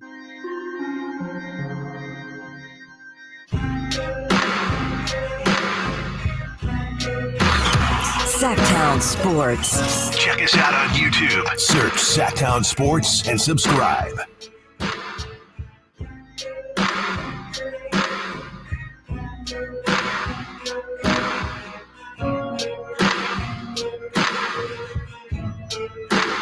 From Nick, Browns fire sale. Deshaun Watson to the Raiders. Book it. I'll tell you this much, Nick. If Deshaun Watson goes to the Raiders, I'll shave my eyebrows. There is no way. No way. There's no way, Nick. Maybe I'll bleach him. I won't shave him. But there's no way, Nick. Don't do that. Zero. Bleaching's worse. Might have worse effects later. Zero. All right? I feel like they've done dumber things. That's behind them. Okay. What if they did it for like a seventh? Like a real late round pick. I think the Browns would have to pay at this point. I think it's a Zach LaVine thing. Well, it's also, all his money was guaranteed. So as far as I know, the Raiders don't have to spend, anything to do that. Really, you can't do it, guys. They can't. They can't. You can't. Desperate, I can't even believe teams. Desperate times call for desperate. I can't even believe this conversation. Can't do it. I mean, they shouldn't. They definitely shouldn't. Nobody should be employing Deshaun Watson as it stands right here, right now. But, he shouldn't have been traded to the Browns in the first place. It just takes one. That's what we've always learned is just takes one idiot to make something happen. I am starting to think after yesterday, I think this is ritualistic humiliation. Like you said, I think they are sending him out to just be like, be embarrassed. Yeah, this is what this you need to go out there and be horrible. Yeah. And that's what you deserve. I could see Jameis to the Raiders. You love Jameis. I don't love Jameis, but I would take him before Deshaun. I would take that. All right. Let's get into this ESPN rankings, Chris. Couple of Kings I hear are on the list for this 100 through 51. Every single year, ESPN does the top 100 list. It always, without fail, causes controversy. And this year is just no different as the list makers continue to just try and clearly get clicks and get people upset, get the people going. They asked their expert panel to vote on player versus player matchups with more than 15,000 pairings. Voters were asked which player will be better in 24-25 and had to predict how each player will perform this season. So if you see a number or if you see a name next to a number and you're saying, I don't know if I think Taylor Horton Tucker is going to be the 97th best player. That's them predicting that he's going to have a big season. So it has nothing necessarily to do with your previous performances. It's going to be based off of this is meant to be a future projection as to these players. And let's just go with the Kings names first, and then we can go with some of the a little bit stranger names that appear sprinkled throughout the list. Starting off at number 94, the first Sacramento King listed is one young Keegan Murray. The write-up from one Kendra Andrews is last season Murray entered his second year labeled as a catch-and-shoot player, but he quickly showed he had added more offensive tools to his game, such as scoring off the dribble and attacking the rim. The greatest sign of his growth was in his defensive assignments. In contrast to his first year in the league when he was hunted on defense, he now takes the opponent's best player. With no Harrison Barnes this season, Murray will be asked to lead even more on defense and take on bigger responsibilities. Now, again, we're not going to list all the players, but the players surrounding Keegan, just to give people a vibe for where they think Keegan will be. At number 90 is Andrew Wiggins. At number 91 is Jonas Valanciunas. At number 92 is fellow draft Class E Jabari Smith Jr., Number 93, Brooke Lopez. Again, number 94, Keegan Murray. Number 95, Jalen Suggs. And I don't know why Al Horford keeps getting put on these lists, even though he is retired. Al Horford falls at number 96. To find your next Sacramento King, thankfully, you'll have to scroll quite a bit, all the way from 94 up to 65, where you will find everyone's favorite player, one Malik Monk. That's right. Thank you. Now it feels official. And for what it's worth, last year, Keegan Murray did not feature on this list, and neither did Malik Monk, which makes this number even more impressive. An incredibly high jump from not rated at all the way up to number 65. The write-up again from one Kendra Andrews. Last season, Monk got more control over his game, developing some of his chaotic style into more coherent skill set. Monk finished first in points, assists, and clutch points amongst reserves, making him a leading contender for Sixth Man of the Year. His upward trajectory and claim over the postseason award were halted after he suffered a season-ending MCL sprain in March, but Monk enters this season healthy and looking to replicate his elite production off the bench. And again, here are the names that are surrounding one Malik Monk. At number 61, Josh Hart. Number 62, KCP, Kentavious Caldwell-Pope. Number 63, Chris Middleton. 64, Emmanuel Quickley, who has also been in Sixth Man of the Year races. Number 65, Malik. Number 66, Draymond Green. Number 67, this is quite a fall for one Cade Cunningham. And at number 68, Brandon Miller. And those are the only Kings listed so far. They've only done 51 to 100. You would definitely assume that the Kings have 3 more names left to be listed. I assume that would drop tomorrow if I had to guess. Yeah, people are not happy about. I saw a big comparison between Cade Cunningham and Derek Lively, who's at 56. Yeah, that's and insane. There was a Pistons fan not thrilled about that. Chris, what a fall of grace. A couple of the guys. This is a pretty tough list, man. I mean, Bradley Beal at 70, and I'm no Bradley Beal fan, but Bradley Beal one spot in front of Klay Thompson. And then you have, I feel like that's disrespectful to Bradley Beal. No, that's what I'm saying. I feel like that's very disrespectful. And then you have Austin Reeves at 72, who we need to check in on his growth, I think, and just what is it that he's going to be. I'll tell you this much right now. Austin Reeves cannot be that much higher than Keegan Murray. That's insane. Something isn't Austin right Reeves, there. 72. And I don't know. Keegan Murray, 94. And I don't know what world people are living in. And I'm telling you, Chris, it's these dang podcasts again. Josh Hart at 61 with Malik Monk at 65. What are we talking about? It's crazy. It's crazy. I mean, I think that's just, that's definitely some East Coast bias there for sure. And it's probably just people putting too much into, hey, this guy's a really big impact player on a team that, made a deep playoff run. And it's just like, okay, I guess just because Malik wasn't put in that situation, I guess you're going to downgrade him. But there's no reason why, if he were in that situation, he would have performed much better than and it's not like Josh Hart performed bad, but I just would expect Malik Monk to perform just as well, if not better, than what Josh Hart did if he was in that situation. So I don't know. And again, maybe they're projecting that Josh Hart, for whatever reason, has a bigger role on the Knicks this season and maybe takes a step forward. But I just can't. And maybe it is thinking, part of it might be that they think Malik might take a step back with DeRozan being in the fold and things like that. But I think it's crazy. And I personally also think that Keegan Murray and Malik are a lot closer than what this list would even imply. I don't know if you want to move Malik lower or if I should move Keegan higher, but to me, it feels like there should not be about 30 names separating Keegan and Malik. Yeah, I mean, Brandon Podziemski is Brandon Podziemski 87. Brandon Podziemski is at 78. Yes, which is higher than Naz Reid. Naz Reid again is 87, and they have Brandon Podziemski at 78. I mean, again, this is a projection, so clearly that one specifically. Yeah. And I'll read the let's see if they have a write-up. I'm sure they have the longest write-up for one Brandon Podziemski. It is also Kendra Andrews on the write-up. This time last year, Podziemski was slated 19th in the draft to fill end of the guard depth chart. The Warriors were high on the shooting guard, but didn't have high expectations for how much he'd contribute. He ended up averaging 26 minutes, starting 28 games. Let's see here. Podziemski, along with his fellow 23 draft classmate, Trace Jackson Davis, is the closest Golden State has gotten to franchise's win now while investing in the future mantra. Look, as far as I'm seeing another name here, Chris, and, oh boy. And it's on, we talked about it around the NBA, the Nuggets, and we were first on this, the Nuggets fall off, and a lot of people saying it's about Jamal and Michael Porter Jr. Michael Porter Jr. is at 89. Yeah. The guy has really just hit a wall.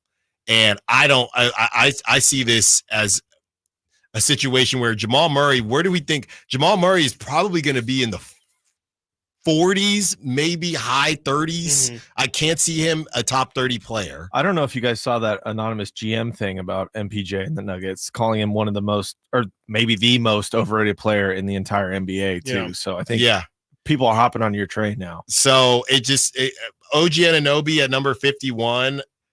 I don't really know what to do with that, to be completely honest with you. Franz Wagner at 52. We're both big fans of Franz. Kobe White and Alex Caruso, 58, 59. I don't know which one of them, but one of them feels too high. And maybe it's Kobe White. Again, it's a projection. Maybe Kobe White had a career year last year, and maybe that they're thinking with DeMar out of the picture, he's going to be like a 23 point per game scorer, which is a real possibility. To me. I mean, I think Caruso is dang good. He's going to be as well on the best team in the Western Conference. I don't have a problem with either one of those. I actually think both of those guys definitely deserve to be at least around where they're at, in the same conversation as Desmond Bane. I mean, I think both of those guys are better than Josh Hart. I would much rather have both of those guys than Josh Hart. I'm surprised RJ Barrett's listed at 53 on this list. And even what was there was one that really, really stuck out to me. Oh, Lou Dort. Lou Dort at 85 to me is way, way too low. And I just feel like that's the nature of these lists, is it's going to be meant for conversation, but you have Lou Dort at 85 and you have Dante DiVincenzo at 75. You have Austin Reeves at 72. I just think that just about every team in the NBA would much, much rather have Lou Dort than either of those guys. This list every single year causes controversy, but it's some of these numbers are just absolutely insane. Yeah, they definitely are. As we get back into specifically the Kings, we have the De'Aaron Fox non-news news, and we get ready for Sean Cunningham. What can we expect from the Kings Part 2? Stiles and Watkins, Sacktown Sports. Subscribe to Sacktown Sports on YouTube and watch the Carmichael Dave Show with Jason Ross, Stiles and Watkins, and the Drive Guys, live Monday through Friday from 6 to 6. Plus, view archive shows and exclusive content. Subscribe at youtube.com/Sacktown Sports. After you use Bounce Dryer sheets and realize how fresh, soft, less wrinkled, and less staticky your laundry can be, you'll put a sheet on your every time. Like those socks that smell like they've been through a marathon. Or that blanket that's got wrinkles on its wrinkles. Maybe even your chatty coworker who keeps distracting you. Okay, Bounce Dryer sheets can't do it all. But for fresher, softer, better laundry, put a sheet on it with Bounce. Did you know every 3 seconds someone is a victim of identity theft? LifeLock wants to give you helpful tips to protect your identity this Cybersecurity Awareness Month. Adding multi-factor authentication, like a text with a security code, is one way to boost your security. But for comprehensive protection, trust LifeLock. LifeLock alerts you to suspicious uses of your personal info and steps in to resolve issues that arise, guaranteed or your money back. Protect yourself with a 30-day free trial at LifeLock.com. Use promo code NEWS. Terms apply. When an overwhelmed injury victim calls Ashton or Price, we immediately remove their legal burden and introduce them to the very best medical care in the region. They focus on their health and we handle all the rest. When they reach the end of their medical journey and are reunited with happiness and hope, we unleash our decades of legal experience to obtain maximum compensation. We are real, local, experienced litigators and snappy dressers too. Consultation's free and there's never a fee until we win. Remember, for the best advice, don't think twice. Call Ashton and Price. Fall's right around the corner, and there's no better way to experience nature and everything that Northern California has to offer than in a Jeep. And right now, it's Jeep Adventure Days at Sacramento Chrysler Dodge Jeep Ram. And they've got the deals and selection for you. From sales to service, they're going to prove to you why they deserve your business. Their GM, Chuck Dean, he has this talent of not only getting you the best deal in town, but he also is able to build an inventory that other dealers are jealous of. SacsSuperstore.com and located off of Business 80 across from Hagen Oaks Golf Course. Sacramento Chrysler Dodge Jeep Ram. Disturbed. Live. Oh, come on, get down with the 25th anniversary of the 5-time platinum album, The Sickness. 2 sets, 1 show, The Sickness in its entirety, and greatest hits with special guests, Daughtry, and nothing more. Friday, May 9th, Golden One Center. Tickets on sale Friday at 10 a.m. at Ticketmaster.com. Disturbed. Live. Only one radio program captures the excitement of hunting and fishing as it happens. The award-winning California Sportsman with Sep Hendrickson. Only California Sportsman takes you where the action is, live on the water, live in the blind, and live with the top pros and experts in outdoor sports. California Sportsman with Fishing Hall of Famer Sep Hendrickson is your premier destination for all things outdoors. Sep's Saturday Morning Outdoors. Ultimate Bass and California Sportsman, 5 a.m. to 8 a.m. Saturdays on Sacktown Sports 1140. Imagine taking a nice warm bath in your shower. Let's fix that. Right now, get that clogged drain unclogged for just $67. Plumbing, sewer, electric, heating, and air. Bonnie.com. Some restrictions apply. License 696-355.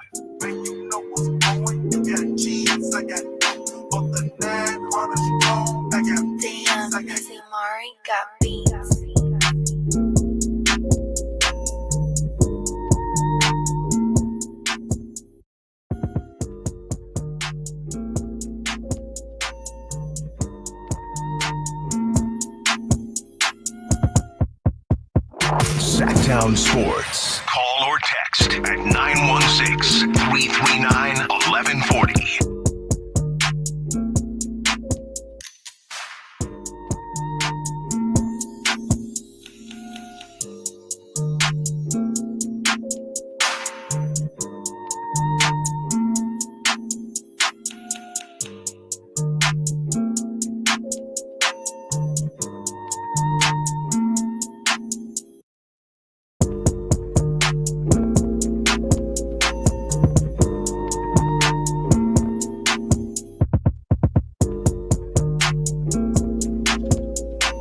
15 minutes.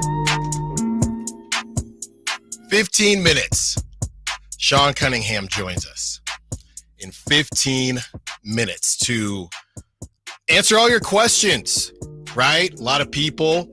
Chris Watkins came out with the list yesterday, and I thought it was a great list, Chris. I also think that some people may be thinking something else is going to happen, and maybe something else will happen. You know, Carmichael Dave, if you were here at the beginning of the show, he wouldn't let me start the show because he kept on telling us about the possibilities and, you know, who he's talked to and what could work and what couldn't work and what's real and what's not.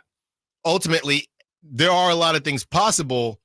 It's more about what is actually probable. But we start here with this De'Aaron Fox news that is not really news, but a lot of people, you know, it is nice. I gotta be careful here, but it is nice to see how people view your guy. We talk so much about De'Aaron Fox, Chris, and him being the guy, and could he be a number one? Is he a number two? Whatever it is. People on the outside, I saw Clippers fans just slobbering over getting De'Aaron Fox. Oh, well, he's going to be a free agent and blah, blah, blah, blah, blah, not understanding the situation, but just having fun from my side, just reading it and seeing, okay, these guys would be really excited for De'Aaron Fox to be on their team. So it gives you a new appreciation of that situation. Here's Shams talking about De'Aaron Fox and it coming out of the camp of Clutch that he will not be taking the 3-year extension. Here it is. Michael, I'm told that Kings cornerstone guard De'Aaron Fox is bypassing a 3-year, $165 million maximum extension before the start of the season. For Fox and his rep, Rich Paul at Clutch Sports, this is essentially a business contractual decision. When you think about next summer, he will be eligible for a 4-year, $229 million max contract, or another massive number, 5-year, $345 million max if Fox makes the All-NBA team this year. This is not a reflection on how Fox feels about the organization. I'm told he has been very engaged with Kings officials, with the team. We think about all the key decisions that this organization has made over the last several years, including that acquisition of DeMar DeRozan this offseason. And that Kings front office, their ownership, Vivek Ranadive, they continue to strengthen that relationship with De'Aaron Fox, but he is bypassing this extension for a much larger one potentially down the line. It's that simple. And that's what happens when people, I mean, that was, what was that, a minute and 30 seconds, if that. Nobody watched that. They just saw the headlines because that's what we do in society these days. They just saw the headlines and said, well, De'Aaron Fox might leave. Well, he's not going anywhere, right? And unless something went horribly, horribly wrong, he stands to make $345 million in a Supermax, Chris. This would put him past what Jason Tatum is making for the highest paid player in the NBA. And, you know, when people ask the question, I saw Legion Hoops ask the question, is De'Aaron Fox, quote unquote, worth it? It's not a matter of whether he's worth it or not from the standpoint of $35 million. That's just where the market is going. I think it more so just tells us, can you imagine what these contracts are going to be in about 2-3 years when these young bucks, when the Anthony Edwards of the world and the Wembanyamas of the world, when it's time for them to get paid? So I think it's because people were saying he's not worth that and blah, blah, blah, blah. But it's not necessarily about De'Aaron Fox being worth that money. It's about where the market is now going and how these new contracts are now set up. And based on that, De'Aaron Fox, you know, for whatever amount of time, just like it is with the quarterbacks, so-and-so is the highest paid quarterback until the next quarterback gets paid. So I don't even think it's a conversation of quote unquote worth it, because if he makes all NBA, that is what he would be eligible for. And again, that just speaks to what De'Aaron Fox is going to make, what Luke is going to make, what all these guys are going to make moving forward. Yeah, I mean, I always point to when De'Aaron signed his first rookie extension. I remember many people asking me directly, I wasn't even on air yet, so I can imagine the discourse that was happening on the text line and the Sack Chat and, you know, the phone lines and everything. People were saying, I don't know if De'Aaron Fox that's a lot of money. No, he's good, but that's a lot of money. Is he going to be able to live up to it? And we're sitting here now, and $30 million is an absolute bargain for a guy the caliber of De'Aaron Fox's play. So I think it's exactly what you said. I mean, it's the quarterback situation where, Jaylen Brown was the highest paid player a couple of years ago. Now it's Jason Tatum, and now it's going to be not just De'Aaron Fox either. He's not the only one who's going to be eligible for this Supermax. There's going to be a couple other players that are going to be reaching towards that kind of money.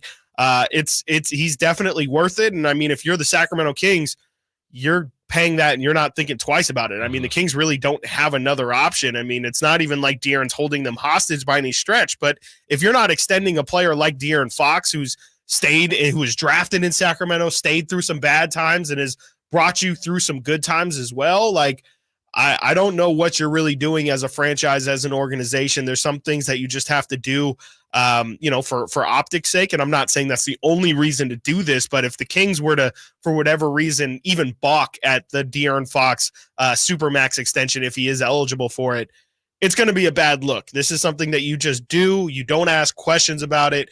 And, you give the guy the money that he deserves and that he's earned. And I think that's going to be the case. I mean, everything from both sides of the equation, from the De'Aaron Fox camp side and from the King side, has definitely said that both sides intend on working together for the future. There's not been many rumblings of discourse, De'Aaron Fox actually isn't happy with Mike Brown or with the signings that they've had. It all seems like both sides feel very positive that deal is going to get done, and it's not going to be much stress at all. Take me through the process, Chris. If De'Aaron Fox makes all NBA, but the Kings, for whatever reason, don't think he's worth that $345 million, he's eligible for it. So would the Kings they then say, which would make them seem cheap, but would the Kings say, hey, De'Aaron, we actually want to offer, at this point, he would be a free agent if I'm not mistaken. The extension would come and they would say, hey, De'Aaron, we actually want to give you $300 million, not $345. Is that what could happen?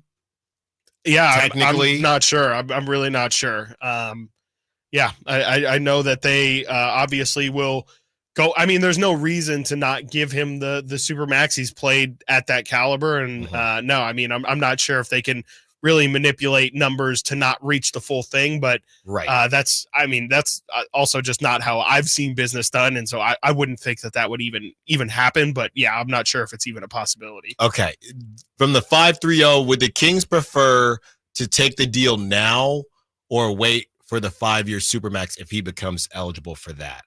Yeah, I don't know if they necessarily have a preference. They would definitely want it now. It's less money now. Yeah, I mean, if he is eligible for the Supermax, that's way. I mean, even, Shams laid it out there. If he doesn't get the Supermax, if he doesn't get the All NBA, he's only eligible for 4 years, 229. That goes up to 5 for 354 or 345 if he does make the All NBA team. So they want to get it done. I mean, from the King side, they want to get it done as soon as possible, as early as possible. That's why they keep offering him, and he keeps turning it down. Yeah, the offer, Sham said it's 3 years, 125 that is being quote unquote declined or not being picked up. I mean, the Kings would much rather take De'Aaron Fox at a lower number than what they possibly could, but they also understand it is part of the hey, it's a two-way street. We're going to try and be business partners here. We're going to allow you to have the opportunity. Allow whatever the Kings going to do if De'Aaron says, no, I'm not signing it, and the Kings are adamant, they're going to allow him to play on this last year and really try and earn that Supermax before really playing hardball at the table. So, again, it's a two-way street, and I think both sides understand that they're both working in good faith. And I'm glad you said that, because we had this conversation probably when this actually dropped, right? Yes, the initial summer thing. Ago. And the whole idea is, and hop in if I'm not quoting you correctly, the whole idea is after every off season, the Kings are trying to offer De'Aaron an extension, but there's always a possibility of getting to the Supermax if he does certain things. And we're to the point now where this would be, I think, 3 contracts that have been offered that De'Aaron has turned down in hopes of getting the Supermax. So after this one specifically, in theory, De'Aaron could say, I'm going to wait again, but the Kings would say, hey, man, we don't want you getting the free agency. We've given you plenty of opportunities to get to the All NBA. You haven't done it. just sign the deal, right? No, I believe that this was the first offseason that they were able to offer him any sort of contract, to my understanding, because you can only offer the contract when they're entering the final year of their deal. And so I believe that this is the first year that they were able to offer De'Aaron Fox the long-term extension, and they just both decided that, or both okay with De'Aaron going into this year, essentially on a lame duck contract, but again, with the understanding that he's going to re-sign in some capacity. Okay. All right. I'm going to look up what came out in June, because I'm just really not what Sam Amick said and Anthony Slater versus what Shams is saying now. I'm going to look that up. But when we get back, we have Sean Cunningham, who also can break this down for us, and also, of course, break down what happened with the Jalen McDaniels saga and what is to come. Stiles and Watkins, Sacktown Sports. The only place you'll find Kevin Herter is Sacktown Sports. Herter's open, steps into three. He's got the triple. Hey, Sacramento, it's Kevin Herter, and you're listening to the home of the Sacramento Kings, Sacktown Sports. Your local sports leader. Wendy's has any size soft drinks for just $1. Yeah, any size, anytime. Like $1 Coke, $1 Sprite, or even $1. It's Capital Casino, Sacramento's #1 poker room. And guess what? Primetime football is back. Capital Casino is giving away $500 per game in high hand bonuses for every Sunday, Monday, and Thursday night primetime game. As always, offering the best food, the best service, and the best action with the most variety of games in the region, conveniently located in downtown Sacramento. So check them out, Capital Casino, and always remember to gamble responsibly. 1-800-GAMBLER. Power Business Technology is proud to be 100% independent, locally owned, and managed Toshiba copier dealer. Local ownership cuts out the red tape, allowing ourselves to never be too busy to personally answer the call when our clients need us. Recognized for excellence in service execution, training, and customer service, we're proud to be named a 2022 Toshiba ProMasters Elite Dealer. Contact us today for all of your business printing needs at 844-POWER-BZ. That's 844-769-3729, or visit us at powercopiers.com. Golf to Go is brought to you by the Hagen Oaks Golf Super Shop. Here's Frank LaRosa. You've probably heard the word, but do you know what a stimp meter is and how it works? Invented by Edward Stimpson in the 1930s, a stimp meter is a device used to measure the speed of putting surfaces. His version was made of wood and was simply a chute on which a golf ball would roll onto the green. Roderick Easdale writes in Golf Magazine, today's stimp meters are made of aluminum. They're 36 inches long and have a V-shaped chute down which the ball can roll. It has 2 notches on which the ball rests. After a flat area of the green is selected, a golf ball is placed in the notch and the end is slowly lifted until the ball rolls down the chute and across the green. The average of 3 distances becomes one of the measurements. The process is repeated in the opposite direction, and the measure of both directions is added and divided by 2. That figure in feet is the stimp meter reading. Most courses average 9 or 10 on stimp meter, which is neither too fast or too slow, just right for most recreational players. That's your Golf to Go. I'm Frank LaRosa. The shot clock is ticking, and your home team is driving up the court. But don't miss your chance to score big at Northern California's #1 Honda dealer, Stockton Honda. Save on a new Accord, HR-V, Ridgeline, or the all-new Prologue before the buzzer sounds on year-end deals. Don't get benched by high prices. Slam dunk your savings today. Anytime, anywhere, it's all here. StocktonHonda.com. #1 claims based on 2023 total new and Honda certified pre-owned vehicle car sales from American Honda Motor Company sold on report. Catch all the action at Sky River Casino. Enjoy over 80 table games, more than 2,100 slot machines, and a thrilling high-limit room. Plus, with 18 elevated restaurants, bars, and lounge destinations, and Sky River rewards that add up and up. There's something for everyone. Just minutes from Sacramento, right off Highway 99 in Elk Grove. Join in the fun and experience new heights. Sky's the limit at Sky River Casino. Visit skyriver.com today. Gambling problem? Call 1-800-GAMBLER. Advanced Infusion Center, where wellness meets vitality. Unlock your full potential with our customized Liquivita vitamin IV drips tailored to fit your unique lifestyle. Whether you're an athlete aiming for peak performance or travel often and looking to stay healthy, we have an IV just for you. At Advanced Infusion Center, we understand that wellness isn't just one size fits all. That's why our expert team is here to personalize your infusion experience. Ready to elevate your wellness journey? Call Advanced Infusion Center today or visit us at advancedinfusion.com. Your local sports leader in the 916. KHD1 Sacramento, KYMX HD3 Sacramento. From the Power Business Technology Toshiba Studios, Sacktown Sports 1140.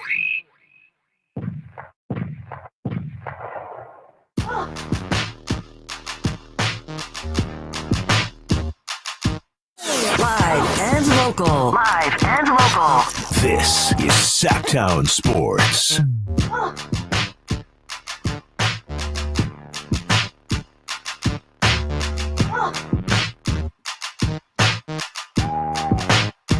Two hours down. 2 hours to go. Sean Cunningham will join us shortly so we can get into all things Jalen McDaniels and the De'Aaron Fox news, non-news that might be news, but we have to figure out whether it's news or not. Chris Watkins, the 51 through 100 thing, where do you think the ESPN top, where do you think Fox will end up? Top 10, top 20? I feel like 20, maybe like an 18. Yeah, he usually finishes in a lot of these lists. I feel like he ends up being in like the mid 20s. I think like around, under 25, but it's usually, the 24. I think him and Sabonis were at 22 and 23 on a CBS list that we looked at the other day.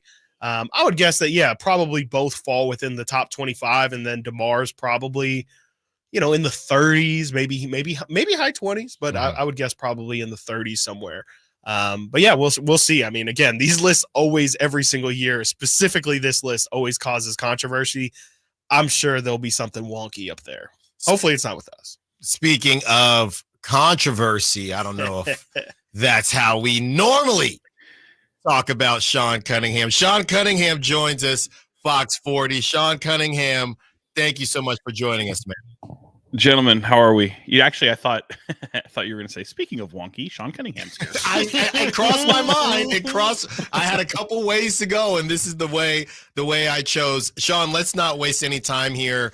Obviously, Jalen McDaniels gets traded, and a lot of people, a lot of fans had a lot of questions. You put out a tweet post yesterday that essentially alluded to this is part one of two. We wanted to have you on, Sean, number one, because you're great and you're our favorite. But number two, with a lot of people looking for the moon amongst the stars, where it's part two must be Cam Johnson. Part two must be Kyle Kuzma. I don't know if you saw some of these aggregators, Sean, that put Brandon Ingram, said they are now front runners for Brandon Ingram and Zach LaVine. Can you talk us through what part two might realistically look like? Maybe if there's some possibilities, sure. But when you were privy to the information of the part one and part two, where did your mind first go, and where do you think this is going to go? Yeah, I mean, I think I don't fault people for thinking like they're going to swing for the fences here, but I mean, the reality is you keep the roster. This team has historically kept roster spots open during the season. I don't know about going into the season, but certainly you like to have that flexibility, and this team is all about their flexibility. I mean, Monty McNair calls it optionality a lot, and I know Kings fans have kind of glommed onto that phrase before. But no, I mean, look, I don't know what that next move is, but in hearing that they're still working on something else, and that this is part one of something to come, that doesn't necessarily mean that it's imminent. It doesn't mean that it's right. 6 days from now or 6 months from now. There's a lot of season ahead of you. But I think if I was a betting man, to me, it's not necessarily a swing for the fences move per se. I could be wrong here, but to me, what seems more realistic is I think that there are, you look at your three-way player, your two-way players, and you look at some of the pieces on your roster, and then you look at what's available, what shakes out from training camp and cuts and free agency and guys that aren't signed yet. And, you may have had conversations with people throughout the years throughout the summer, and then you get to it's a training camp window. Some people aren't in camp. Maybe there's a wrestling of figures and negotiations and things of that nature, and also you're doing your due diligence and kicking tires on certain people, but also doing due diligence and you look at the salary cap, and you have to manage the salary cap to keep said flexibility and optionality. So I think that's, if I was a betting man, I would expect something of the, maybe maneuvering somebody into a roster position similar to what we saw with Keon Ellis last year. You shuffled the deck a little bit with, Mason Jones being able to be a two-way player. You're able to carry 3 two-way players now, and maybe you've fallen in or out of love with somebody in your two-way players. And, certainly you've got, Boogie Ellis has had a lot of attention in this camp. Guys like Isaac Jones have a lot of attention in this camp, and really Mason Jones coming into this camp has had a lot of attention on him. So I think if people are expecting some swing for the fences move, certainly ambitious, and I think the Kings are always looking for that type of transaction, and certainly there are people out there that they love. It was a fact that they really were enamored with the possibility of bringing Brandon Ingram into this team. I'm not saying that Brandon Ingram is imminent, but he has an interesting situation with the New Orleans Pelicans. But I think when you bring in someone like DeMar DeRozan, that makes the move like that a little bit more difficult. And they like what this starting unit has looked like, especially, I was talking to Malik Monk just yesterday. This offense has shown the ability to even before camp, like you look around and this could be one of the elite offenses in the league. And I think they're going to hang their hat on that. Sean, I know it was about a month or so ago, but I definitely think it ties into all the things that are being talked about yesterday and today. About a month ago or so, I think it was actually you that put out that, there was the Jay Crowder workout. Isaiah Thomas had worked out. I think TJ Warren, amongst some other names, were here in Sacramento for I think it was I can't remember what the exact phrasing was, but it was essentially working out with guys that were already in town, that were already on the Kings roster. Just kind of I don't think we ever really heard officially what was the nature of those workouts. And then I think you kind of alluded to it in your first answer there, but those seem to be more like the kind of guys, if the Kings are going to bring somebody from the outside in, it seems like you're kind of saying it will be possibly one of those kind of caliber players, the Jay Crowders, maybe Robert Covingtons of the world. Juan Toscano Anderson was a mid-season addition last year. Is that kind of what you're saying? And then again, what was the nature of those summer workouts? Yeah, it's certainly one pathway. They were able to, have their hands on him, get some familiarity throughout the organization and through their players. And, the nature of the workouts, it's not too dissimilar from what happens in years past, where you don't have a full complement of roster players in town. So you're able to bring some people in who are available. You're able to get them quality workouts, but also you're literally able to watch and see what could unfold and maybe kick the tires on something. So is it a workout in the sense that pre-draft workouts, you have guys come in and you're literally poking and prodding and see what these guys are all about? No, it's not that. But fortunately, those people that are coming in that you have been able to take a look at historically are guys that already have enough tape in the NBA. Someone like Jay Crowder, people know what the hell he does. Can he still do it at a high level? Can he still do it in a role that might fit your team? So make no mistake, it's an evaluation period, but it's also a way for your guys to get some real healthy competition for guys who are in town that, aren't having this haphazard summer league basketball where guys just out there to, really try to, show that they're like the rec league guy that can get maybe some sort of look. But no, and I think, look, it's just a pathway to making your team better. But I think, what do we see all the time during this type of year is training camp, and you get camp meet, and people who get cut, get fall out of favor. Someone who all of a sudden, the landscape of the NBA changes by the day. So it'll be interesting to see what falls out. Look, you don't have to have something really 2 days before, you get going here on the 24th. So there's a lot of exhibition and preseason, and it's no more training camp, but there's a lot of evaluation that's going to be going on. And I think it's sometimes easier to evaluate your team once you get through the preseason schedule and you have those idle days of just getting your team ready for what's to come in terms of the season opener, and then a true hard look at what you're doing, not only at the NBA level, but what's to come with the G League level. And obviously the Kings like to have that symbiotic relationship between Stockton and Sacramento, to where they're running similar patterns and similar play sets and schemes so that they can easily adapt one going from one to the other. Right. Drew Timmy. That's what I'm talking about, Sean. Sean Cunningham, Fox 40 sports reporter. So, Sean, I think everybody in Sacramento looked at our phones and then looked at it again when Shams came out and resurfaced the report about De'Aaron Fox's contract. Can you just make it very clear for us, compared to what came out a couple months ago with Sam Amick and Anthony Slater?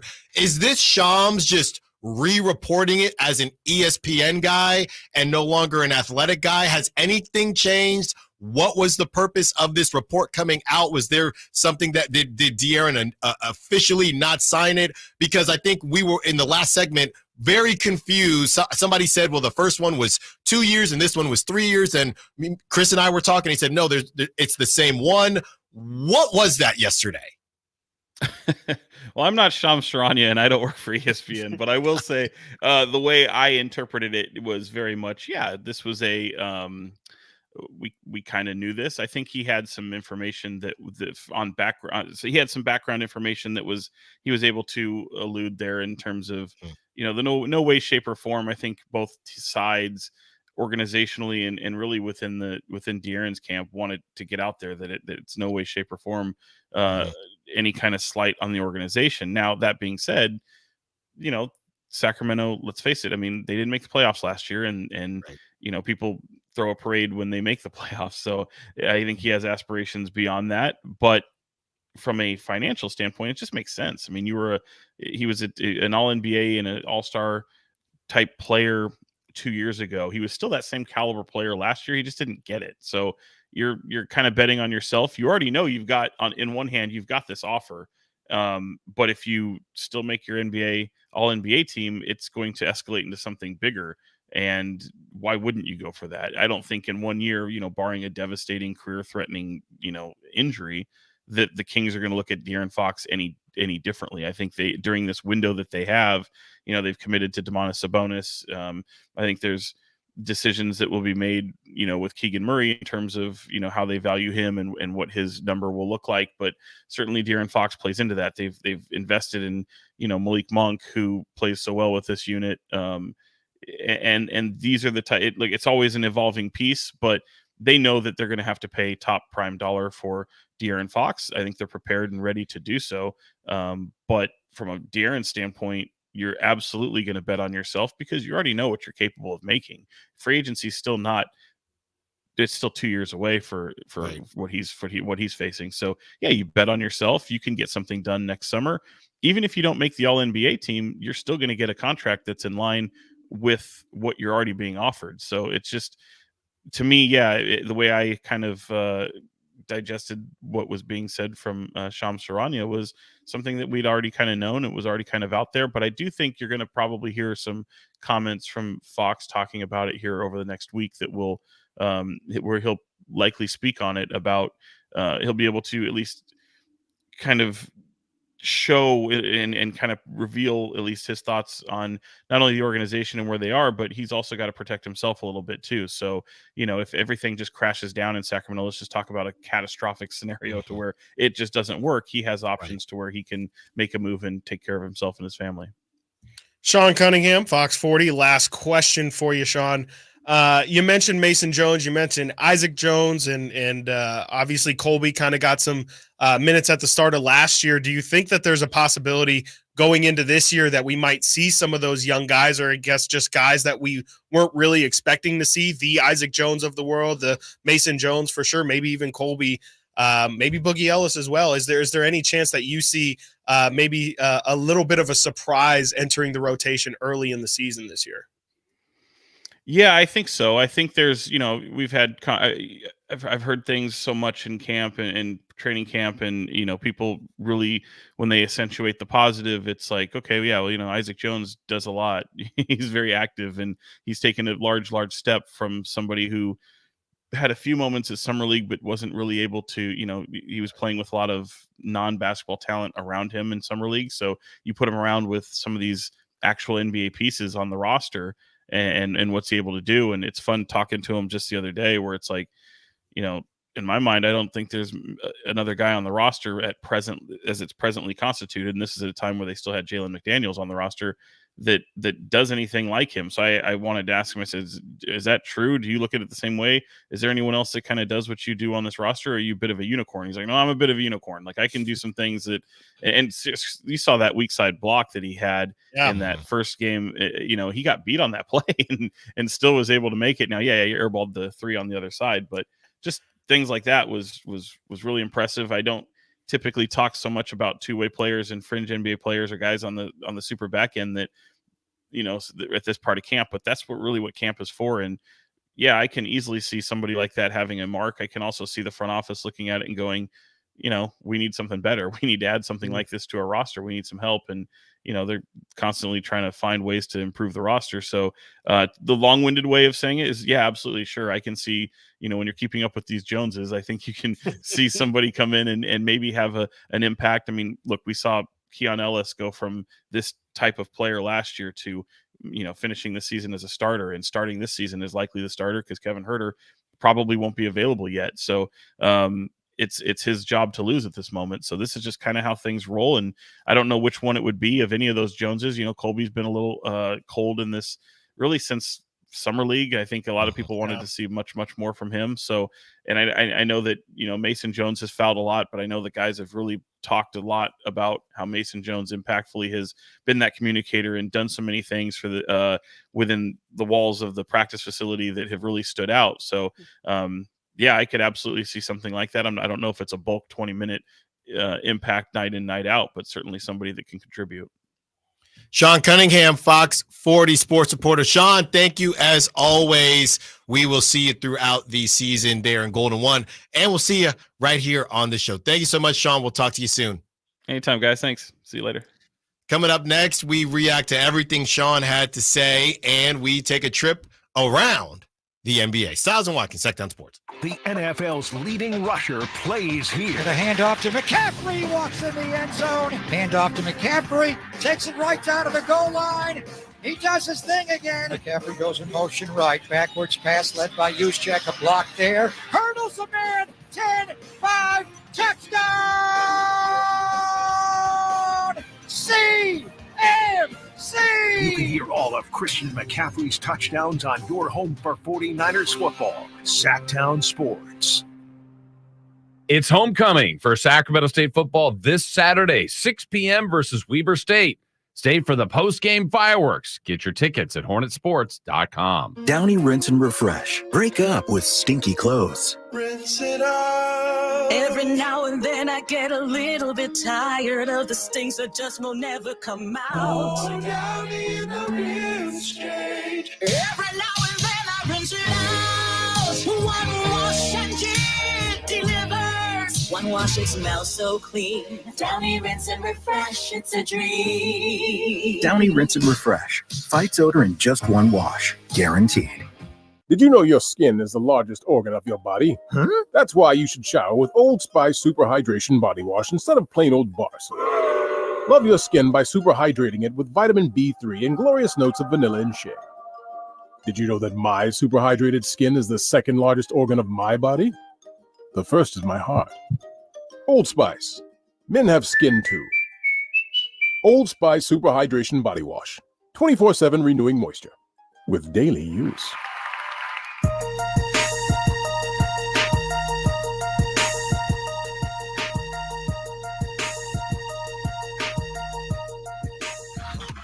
Sacktown Sports. Check us out on YouTube. Search Sacktown Sports and subscribe.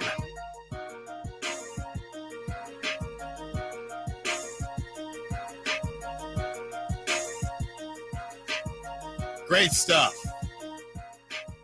from Sean Cunningham. Sean breaking down really everything, Chris, and a lot of people had questions about what the move is going to be. Basically, Sean saying essentially what Carmichael Dave was saying. Anything is possible. Shout out Kevin Garnett, but more than likely, this is a Jay Crowder adjacent situation that's coming up, which I'm good. By the way, I'm good with. I started looking around thinking, am I missing something when I started seeing graphics of Brandon Ingram and Zach LaVine in Kings jerseys? That's really all it was. Yeah, I mean, I think it's gonna be a good player. I think it's gonna be somebody that can come in, like Sean said. I mean, it's not gonna be somebody necessarily that's gonna take 20-minute chunks every single night, but I think it's gonna be a solid contributor. I think it's gonna be somebody that definitely you notice. And I kind of think they're looking for for Kings fans reference, like maybe somebody to fill the Duarte role of last year or the Terrence Davis role of a couple years ago, where it's not an every single night thing, but every so often, if they feel like the matchup calls for it, or if they're playing really well, yeah, you can shoehorn them into the 9th or 10th rotation spot. But, this person ultimately isn't going to be finishing games or anything like that. Obviously you hope that maybe you can find a diamond in the rough, that maybe in the right lineup, Jay Crowder does bring a toughness or an edge or something that you really like that you can throw in a final lineup. But I think for the most part, you're just looking at somebody who's going to contribute, someone who's going to be a good locker room presence. And probably, I mean, ultimately, I think the biggest thing with getting veterans is just people who can have the ear of some of these players. And again, I think they just need to constantly be reiterated. You gotta bring it every single night. Like, you can't have nights. It's crazy that we can already point to a preseason game where you can say, hey, don't have it be a night like the Portland night. But yeah, I mean, you really can't have guys going out there laissez-faire. You got to give your 100% effort when you're out there, especially when the season starts. Thank you. I think that's really the thing that you should look for if you're Monty. Of course, you need somebody who's going to impact, but you also need somebody on the floor, but you also need somebody who's going to impact things off the floor too. From the 530, and this has kind of led me to ask those questions about De'Aaron Fox. From the 530, what are the numbers that another team would be able to offer De'Aaron if he would become a free agent? So Chris and I went over this during the break. Essentially, De'Aaron has turned down this extension. And Kings fans don't have to worry yet. The worry would start regardless of if he gets the Supermax, obviously he's going to stay because the Kings are the only team that can give him that type of ridiculous money. If he doesn't get the Supermax and then he turns down that extension, that's essentially De'Aaron saying that he's gonna at least try out free agency. And Chris, what did you say when I asked what type of bet do you think anybody else would pay what the Kings would be able to offer De'Aaron? Your answer was undeniably. Yeah, absolutely. I mean, someone will figure it out. I saw some Miami Heat fan accounts out here posting, hey, what would you give up the farm to go get a De'Aaron Fox? If the Kings don't want him, or if the Kings can't reach an agreement with him, somebody out there will. And he's a max player. He's in entering his prime and will be in his prime if he does enter free agency. There's no doubt about it. Somebody's going to pay him the most money he can make, and he's going to deserve it. I mean, absolutely, there's no doubt in my mind that De'Aaron Fox, if he were to hit the open market, he's going to be the number one free agent in that class, and every single team that wants to make a statement is going to go after him. So, the Kings, they got to make sure they get their P's and Q's straight and make sure that they have these next two seasons be successful ones in De'Aaron Fox's eyes, because he technically has not agreed to anything, even though both sides seem to be on the same page. Like Sean said, they didn't make the playoffs this year, and if they don't make the playoffs next year, I think De'Aaron Fox probably heavily considers, maybe I make this negotiation a little bit tougher and make them sweat a little bit, because, it is De'Aaron's career. He's not, as much as he loves Sacramento, he obviously has grown a family here in Sacramento. I'm sure he'd love to stay. He's got to think about himself, especially as he's entering his age 28, 29, 30 season. If the Kings aren't in a position to do him right, he's got to look out for himself. And it's a little bit like the same conversation that we could have with Devontae Adams. I don't know what the Kings would be doing with De'Aaron Fox if they're not going to try and build an actual competitive team around him, which is all they've done these past couple of years. Right. It's about money, of course. It's also about storylines and feelings of, hey, we're moving in a certain direction. So if this season doesn't go the way we want it to go, if they're messing around in the play-in, and of course De'Aaron feels like he did his part, I think that's a huge part of it as well. Right. You can't be talking like that if you're not, putting it on the table. So what happens next with De'Aaron, I think, is maybe going under the radar, Chris. Once I started looking at the contract situation, it did make me think, at the very least, this is a huge season. This is a huge season for everybody involved. And, maybe that goes without saying, but just for the future of the Kings and this version of the Kings, there is a lot on the line. Coming up next, we take a trip around the NBA. Paul George, I told y'all, stop playing these guys. Paul George hyperextends his knee. Clank Thompson returns, and it's time to feedy a Zach Edey. Stiles and Watkins, Sacktown Sports. Live and local. With everything 49ers. Intercepted by Fred Warner. Dives for the end zone. Touchdown! San Francisco! La ball, George went up and caught the ball. Touchdown! The 49ers play on Sacktown Sports 1140.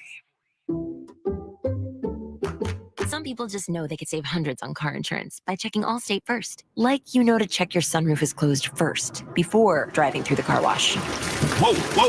Wait. Whoa. Yeah, checking first is smart. So check Allstate first for a quote that could save you hundreds. You're in good hands with Allstate. Savings vary. Terms apply. Allstate Fire and Casualty Insurance Company and affiliates, Northbrook, Illinois.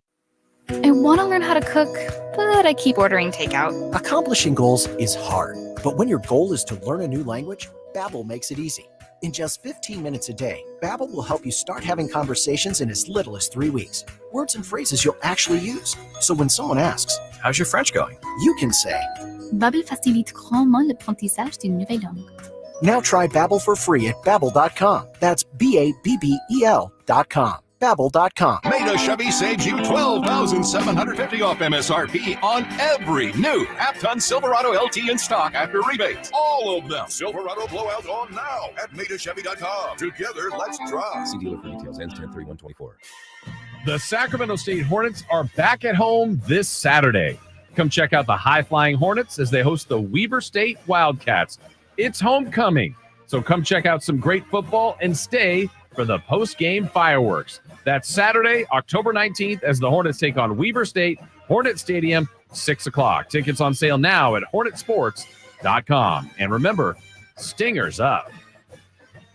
Finally, an easy way to find home improvement contractors. Just visit subcontractorsunited.com and simplify your search for home services professionals. From cabinets to windows, roofing to plumbing, Subcontractors United is an easy, simple way to find and hire a home improvement contractor. And you never have to give up personal information. So no harassing phone calls like you get from those other websites. Subcontractorsunited.com is sponsored by D&D Cabinets and Savage Design. Don't let summer energy slip away. Live the active life you love year-round with a personally fit arch support system from the Good Feet store. Precision engineered to support all 4 arches. Good Feet puts your feet in a more ideal, comfortable, and pain-free position. And Good Feet arch supports are now HSA and FSA eligible. Book a free fitting at goodfeet.com or come in and get a free pair of OS First Performance socks. Free. Normally a $25 value at the Good Feet store. Hey, what's up, Sacramento? It's Kyle Draper. Turn up the cleanliness at your restaurant, healthcare, or industrial business with Alsco Uniforms, the official sponsor of the Sacramento Kings Mop Crew. We've got you covered with crisp uniforms, hygienically clean linens, floor mats, and of course, mops delivered weekly. But that's not all. Alsco Uniforms also offers weekly services for first aid and restroom supplies. Discover why it pays to keep clean with Alsco Uniforms. Just go to alsco.com to learn more. Again, that's ALSCO.com. Lead generation is one of the most important aspects of any marketing campaign. Let us help you identify your target audience and market your products or services to them. Go to aimyourdigital.com today. aimyourdigital.com. Hey, this is Greg Papa. Are you working through a major insurance claim? SunPoint Public Adjusters can help. SunPoint prepares, presents, and negotiates your claim with the insurance company, working only for you, making sure you get everything you're entitled to, not what just some adjuster working for an insurance company thinks you should get. Call SunPoint today at 888-247-7865 or contact us at sunpoint.us. SunPoint Public Adjusters, the gold standard in public adjusting. License number 2N14884.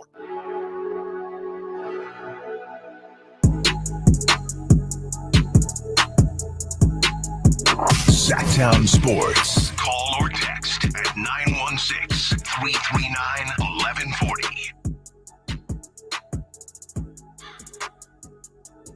About to take a trip around the NBA. But, when the text line starts going, we have to give the people what they want, Chris. And a couple texts here want to get through.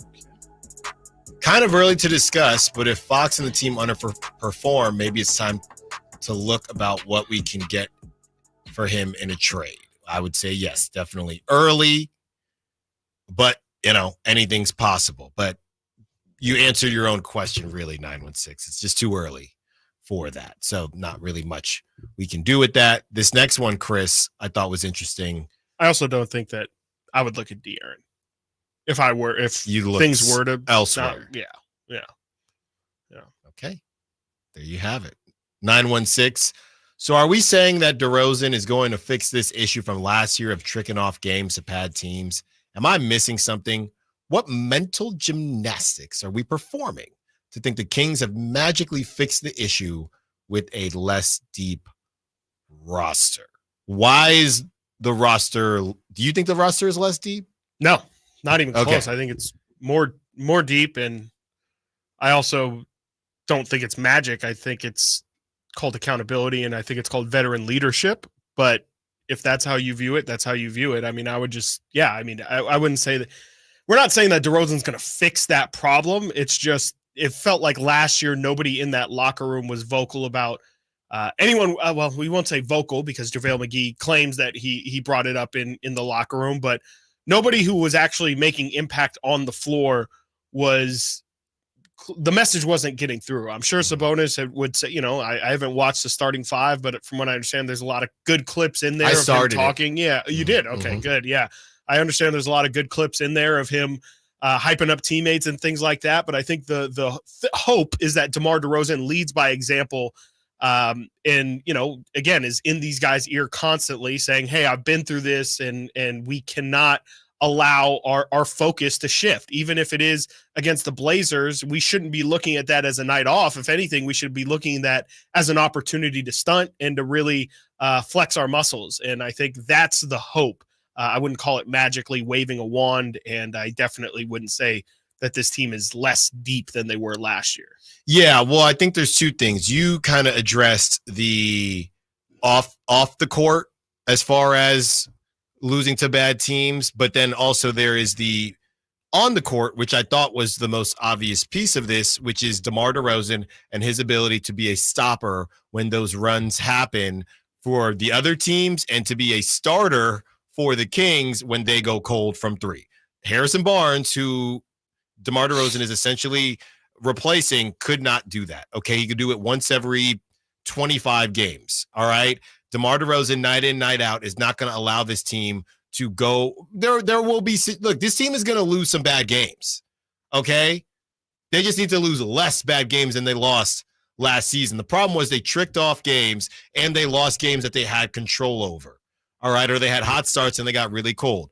DeMar DeRozan is going to fix some of that, and they only really need him to fix some of that. On top of that, you have Keegan Murray, who we hope is going to be better. You have De'Aaron Fox in essentially a contract year. He is very motivated. You have Malik Monk, who chose to stay in Sacramento. So let's not forget, this team, I think somebody counted about 15 games that they had no business losing, either because the team wasn't very good that they lost to, or they were in a position to win and they ended up going cold or something like that. So all you got to do is fix some of – we're not saying that DeMar DeRozan is going to help you fix 15 of those games. But if you win 10 of those games, you're a 4 seed. Yeah. That's all, and that is very realistic based on what DeMar DeRozan brings to the table. All right, you got anything else, Chris? No, I think that was wonderfully said. Let's go around the NBA. See, no one can see this in the well, Chris can't even see it because he's facing the other way, but there's something that just hits when we have these sounders, these beds, that I just like to hold it as I watch Nate with his hand up. And then when I drop it and he hits it and it just lights the beat. It just hits, man. It's beautiful. It's just chemistry. hits. It's, you know. But you got to hit it, though. You gotta hit it. You gotta hit it hard. I hit that button hard. I'm gonna break the button in here. Chris, I'm actually gonna hand around the NBA off to you. Oh, you can just do the rest of the show, Chris. No. Chris was on top of around all of it really today, but specifically around the NBA. So, Chris, I'm gonna hand it over to you, and we're gonna react to what we got. Okay, let's start with Paul George, who, as you said, coming out of the break, Paul George hyperextended his knee last night. Reports say he had a sleeve on the knee, but was walking and said he is, quote, not too concerned about the prognosis. I believe Ty Lue has came out today and said that they feel positively about how things are going to go with that report. Don't know if that means that he's going to miss no time. The exact quote was, quote, everything checks out okay, so it doesn't seem like there's any serious ligament damage or anything like that. If I had to guess, just don't play him the rest of the preseason at this point and get him ready for game one. We know Paul George obviously has bad history with lower leg injuries, and you don't really want to test it this early in the season. If he already tweaked it, it was a freak play. He was literally just playing defense and took a bad step. Just keep it pushing and don't play one of your best players for the rest of the preseason. Really not that helpful. No, but I will say this, Chris, your theory that you brought up before, I think is perfect when it comes to hyperextended knees. Obviously, they're levels, but I feel like typically hyperextended knee looks worse than it actually is. It looks really nasty. Yeah, I didn't even mean. I'm so tired of people. Where is Elon? Yeah. Where is the graphic? Please blur it. Yeah, blur it, and you got to click it. I got to scroll down. And I see his knee. It's all over. Inverted. Same with the Aiden Hutchinson thing. You know, like when you. So good. It's just too much. So we're wishing Paul George a good recovery, a quick recovery, because I want to look. You know, I got Philly connections. I want to see Philly rock it. I want to see the 76ers. And Embiid, he playing about 20 games. So yeah, he's not playing back-to-backs. He's already announced he's out 15 games. So. He did. He said he's not playing back-to-back. So that's 15 games completely gone. And you know already. My guy Tyrese Maxey. Yeah. They got that stupid song too every time they win. Yes, that's They're right. the only other team that has like a Jared winning... McCain's definitely doing a TikTok to that song. I can't wait. $1,000,000%. I'm going to give him a like, dude. It's going to be like Juju dancing at the hey, center. Juju's good now. A better TikToker than basketball player. I'm telling you. Backhanded compliment. I'm telling What's you. next, It's just a Chris? compliment. Next is talking about not wanting to play the rest of the preseason. How about one Clank Thompson takes a seat? Brother, Klay Thompson has been just picking up right where he left off last year. We know the 0 for 10, obviously, very infamous here in Sacramento. He goes 0 for 10 on April 16th. He then, in his first preseason action with the Dallas Mavericks, goes 3 of 9. And then yesterday, in their preseason action, he goes 0 of 9. So Klay Thompson, in his last 3 games, one of which being a play-in game here in Sacramento, is 3 of his wait, Nate, how many? 3 of his last 28, including that's definitely a woe. 3 of 18 in the preseason. He'll eat the bench. It has not looked good so far for Klay. I don't know if it's going to get better, but it'd be tough for it to get worse. Well, look, he'll get cold now. He will get saw that ice, last baby, year. but then he'll get hot. The problem has been lately his hot streaks aren't as hot as they used to be, but his cold streaks are still cold. That's what's been the issue with Klay. Wow, that's a rough one, Chris. That's not great. And, also it's going to be interesting to see how much of a rope they give him, essentially. I mean, we know, obviously, in Golden State, he's got a lot of cachet, okay? He brought them a lot of success throughout the year so they could kind of rock with a couple, 8 to 10 game cold streak from Klay. With a new team, they don't owe him anything, and they don't love him like that. So it's going to be interesting to see if Clay goes cold for a stretch of games. If maybe they're not so patient with waiting for Clay to heat up. The next one, I might have to eat crow early on this one. Feedy Zach Edey. Yes, Zach Edey last night, the rookie sensation. There was a lot of fans of Zach Edey in our sack chat. I think they'll be loud throughout this season. As Zach Edey last night poured it on, 23 points, 9 rebounds, 10 of 15 from the field in just 18 minutes. Absolutely incredible to see. Even though it's just preseason, he looked good. Zach be nimble. Did you guys see him with Marcus Smart before the game, practicing in the post? Marcus Smart was kind of showing him an elbow turnaround move. In the game, he used it. Nice. Pretty good little. I told you. Good clip. Yeah, We'll I told see. you. Yeah. I don't remember that. Yeah, we'll see. We'll see about Zach. All I remember know, a lot of Tejan Salon. Yeah, No. you were not an Edey guy. No, Chris. All I know, and we can't get into. All I know is he better not mess up my Matas Buzelis rookie of the year. or Shepard. Reed Shepard. Allen will not be rooting for Zach Edey this year. And then last but not least, Kawhi, are you not playing? Kawhi Leonard has been ruled out for the remainder of the LA Clippers preseason, and his status for the season opener on October 23rd remains uncertain. That means that on Thursday, when the Kings play their final preseason game, I think that'll be at the Intuit Dome, Kawhi Leonard will not be present. So anybody who is planning to make a trip to LA just to see preseason action, you will not get Kawhi Leonard in action. Wow. Leonard has not participated in contact drills during training camp, as the team has been cautious with its franchise star. Ty Lue said that Kawhi Leonard has spent the practices strengthening his knee. And let's not forget that Kawhi Leonard was essentially kicked off of the Team USA team because they didn't think that he would be healthy enough to play throughout the tournament. So it's been a rough summer for Kawhi. The Clippers kicked him off, not Team USA. Oh, I guess, yes. The Clippers did. And, I think this is kind of why. Is because they said, or Kawhi, because they were like, hey, man, we kind of need you to, be available for the 82-game season. And it seems like even with the summer off, he still is not ready for the NBA season. Yeah. So crazy. It's just, I just remember back in my day, basketball players used to play basketball. Yeah. I guess not anymore. Yeah. Well, what happened? What is he? New Balance? Adam Silver's basketball. It's terrible. Coming up next, we take a trip to Dallas. Jerry World, you not going to talk about me like that on my own radio show. Jerry Jones has some things to say as he does a hit on a Dallas radio station. We also have update. Ricky Pearsall practices for the Niners. Stiles and Watkins, Sacktown Sports.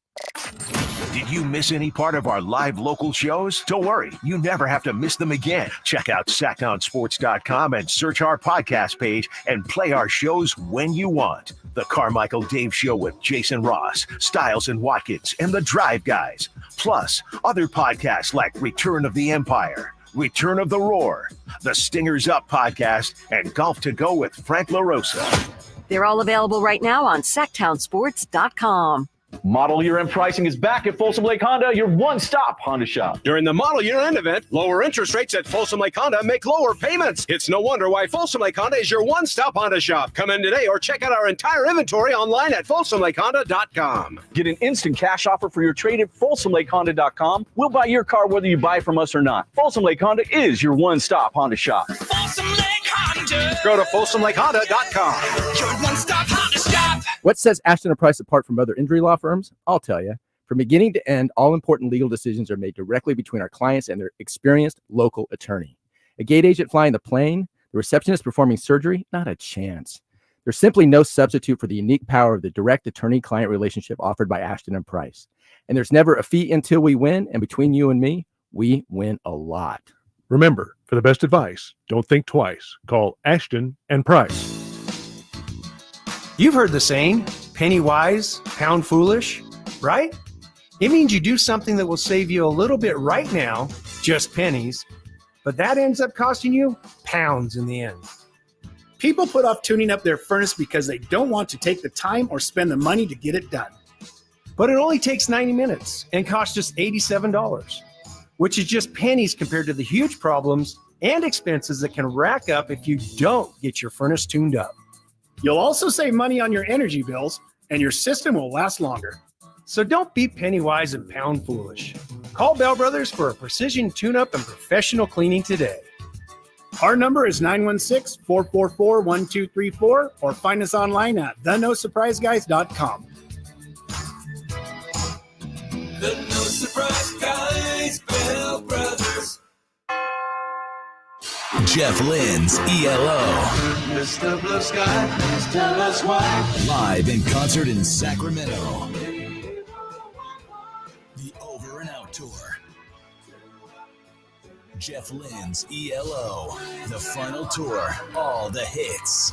Live at Golden One Center, October 23rd. Get tickets now at Ticketmaster.com. Out on the road, there's just one place when you walk on in, you see a friendly face. It's Big O. Big O Tires. Now until November 3rd, call into savings and get $80 to $120 instant savings on 4 select in-stock Nexen, Nitto, Toyo, or Hankook tires with installation purchase. Installation charges extra. Required on all 4 tires. Not bothered with other offers. Eligibility may vary. Excludes Nexen, N-Cris AH5, and N-Cris AH8 tires. Disposal fees extra and shop fees extra where permitted. See store for details. There's no better time than now to get yourself into a brand new Jeep because it's Jeep Adventure Days at Sacramento Chrysler Dodge Jeep Ram, offering the best deals in town and a selection other dealers are jealous of. Stop on by. They're just off of Business 80 across from Hagen Oaks Golf Complex. Sacramento Chrysler Dodge Jeep Ram. On the move? Got somewhere to be? Take Sacramento Kings basketball with you. The Sacktown Sports app will let you stay connected to your passion. Never miss a moment of Sacramento Kings basketball with the Sacktown Sports app.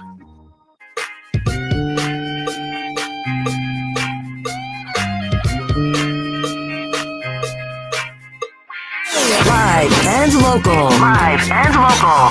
This is Sacktown Sports.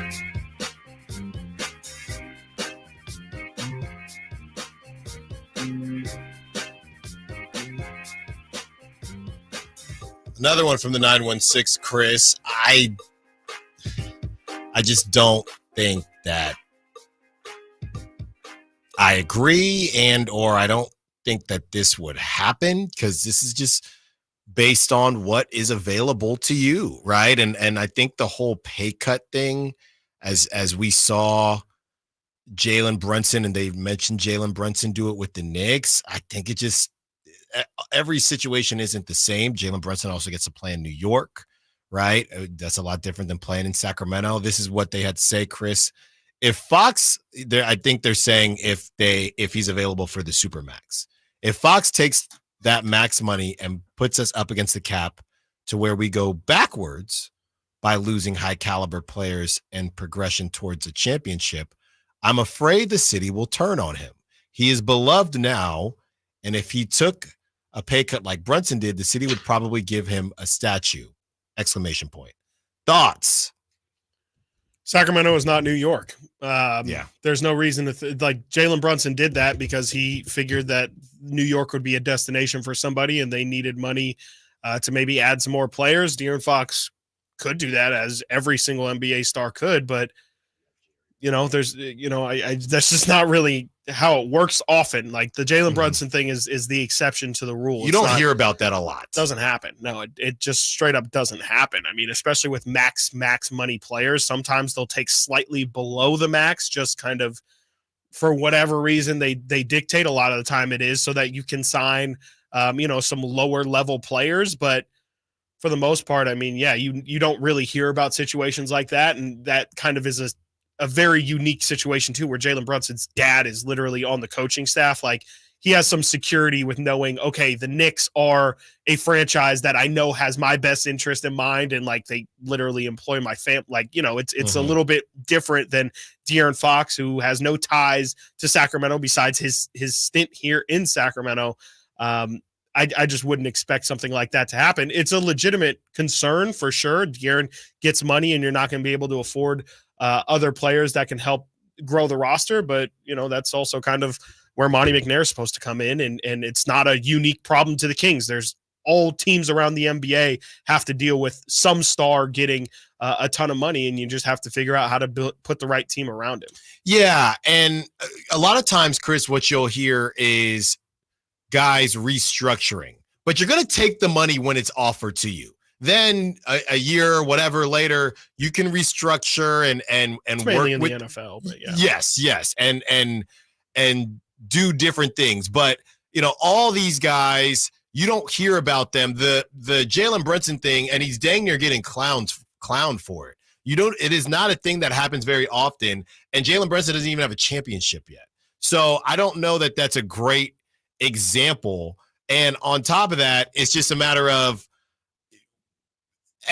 anything can happen. And for you to even get to this, we have to remember, for you to get to the Supermax, De'Aaron has to be all NBA. He's going to earn it. So if De'Aaron is all NBA, you probably went to the second round. You've probably had more fun with the Kings than you've had since the early 2000s, and maybe the Beam team because it was the first team coming back. But for De'Aaron to even be eligible for the Supermax, he's going to have a really good season.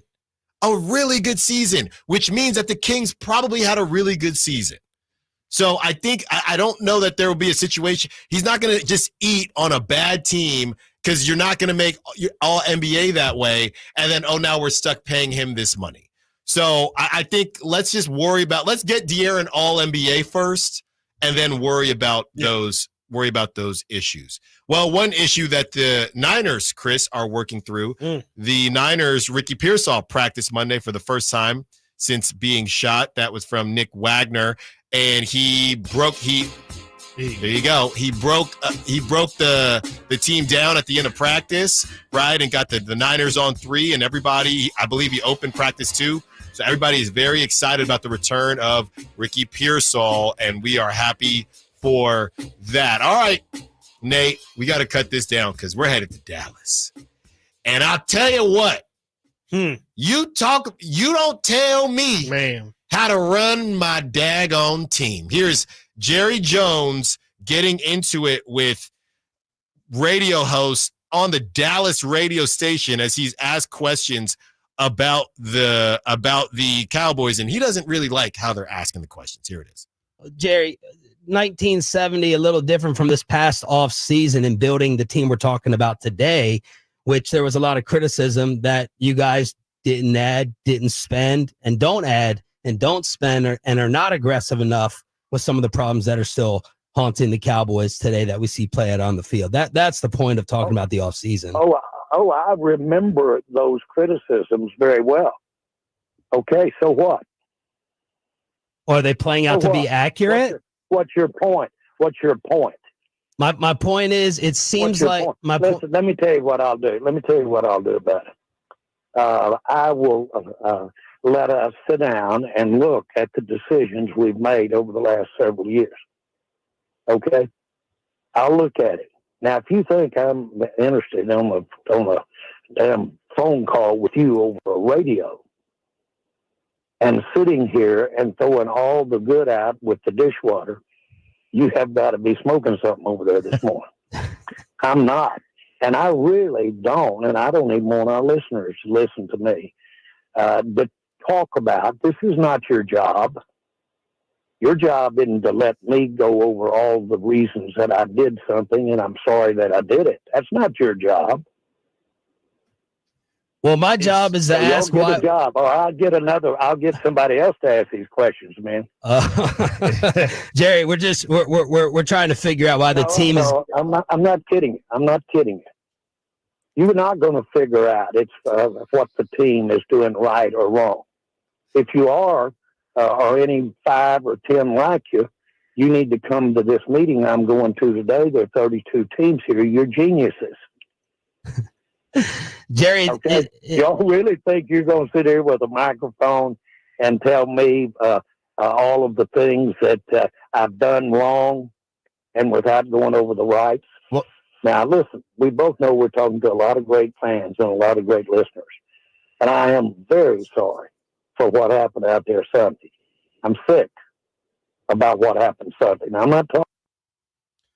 He basically said, can we start off with, I will have you fired.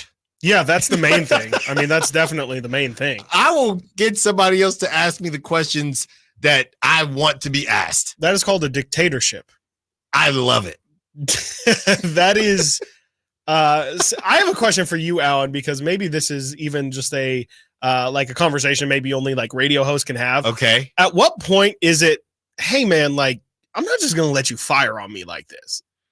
From what perspective? From the radio host perspective of, hey, I'll get somebody else in here.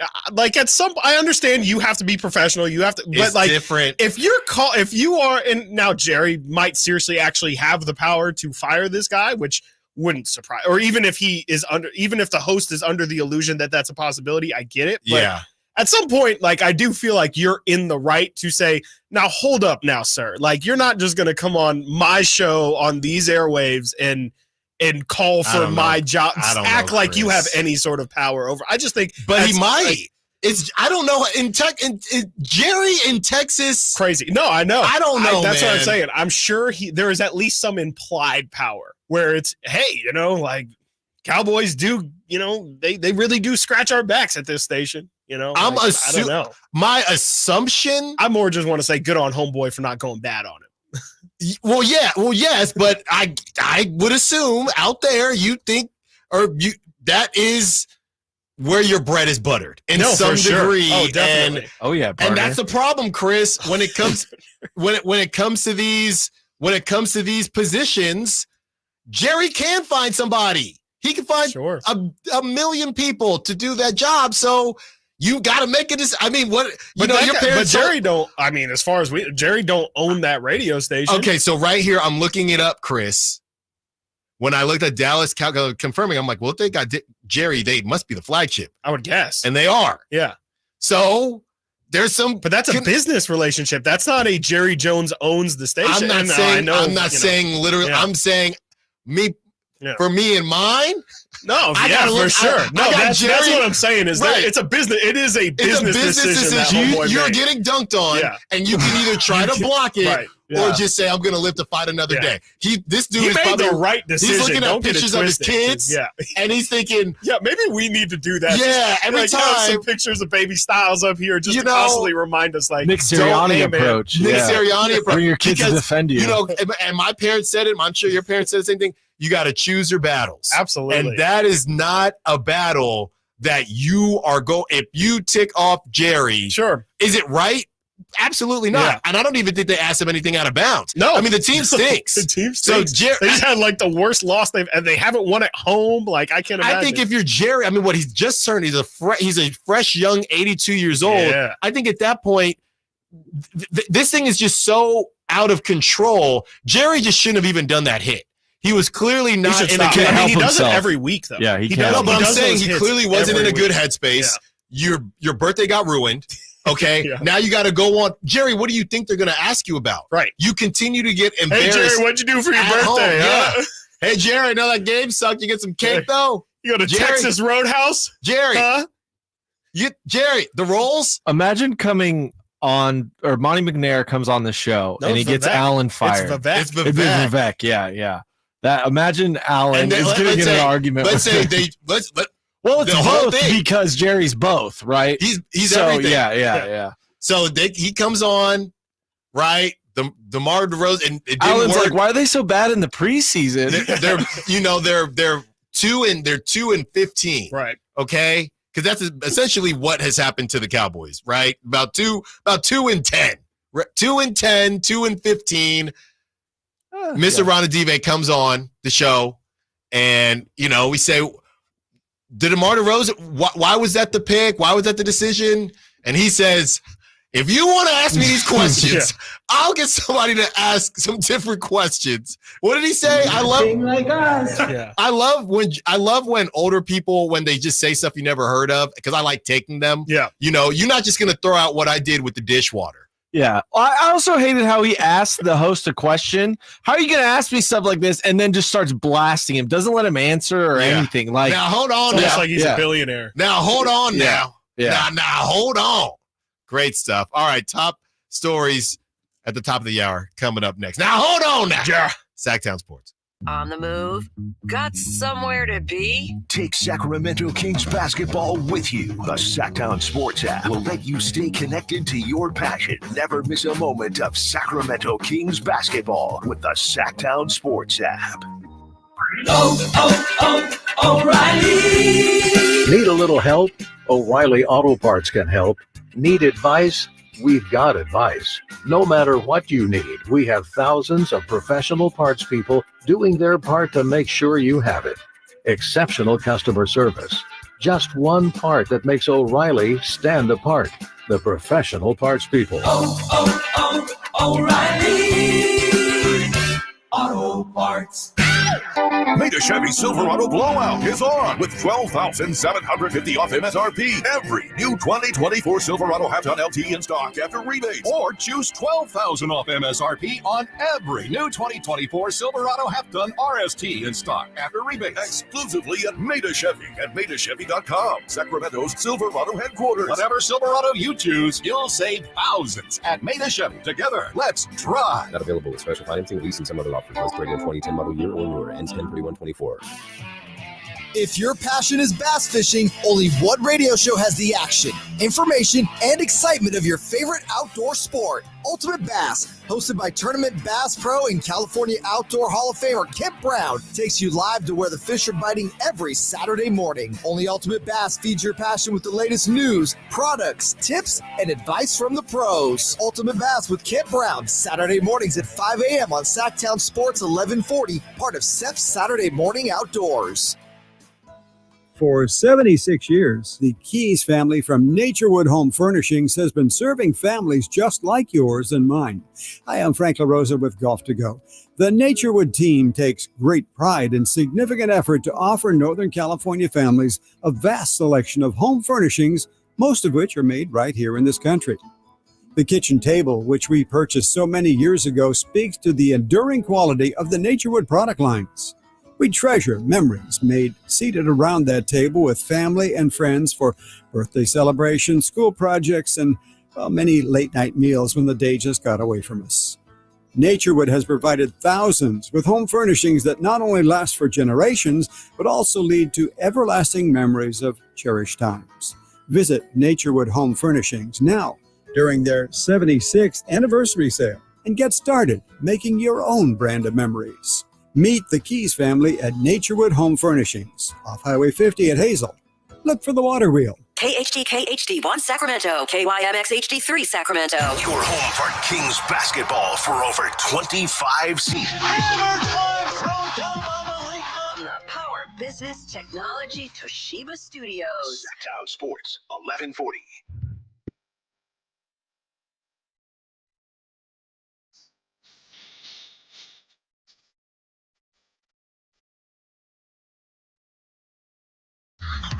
Sacktown Sports. Check us out on YouTube. Search Sacktown Sports and subscribe.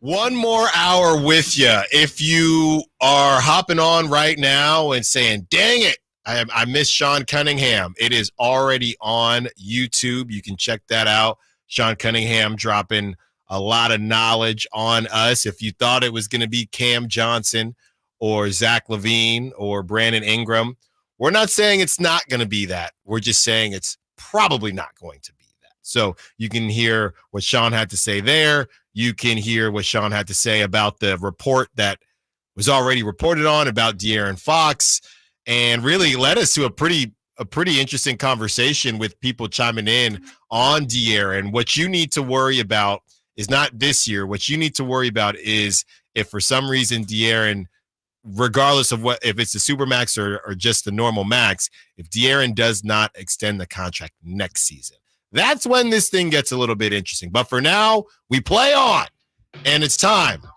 for the top stories at the top of the hour. First top story. This is from Vince Carter, who is just inducted into the Basketball Hall of Fame, Naismith. And this is Vince Carter shouting out Sacramento during his Hall of Fame speech. to the Sacramento Kings. Vivek, I know Vladdy's here. Dave Yeager, thanks for that last deal, my guy.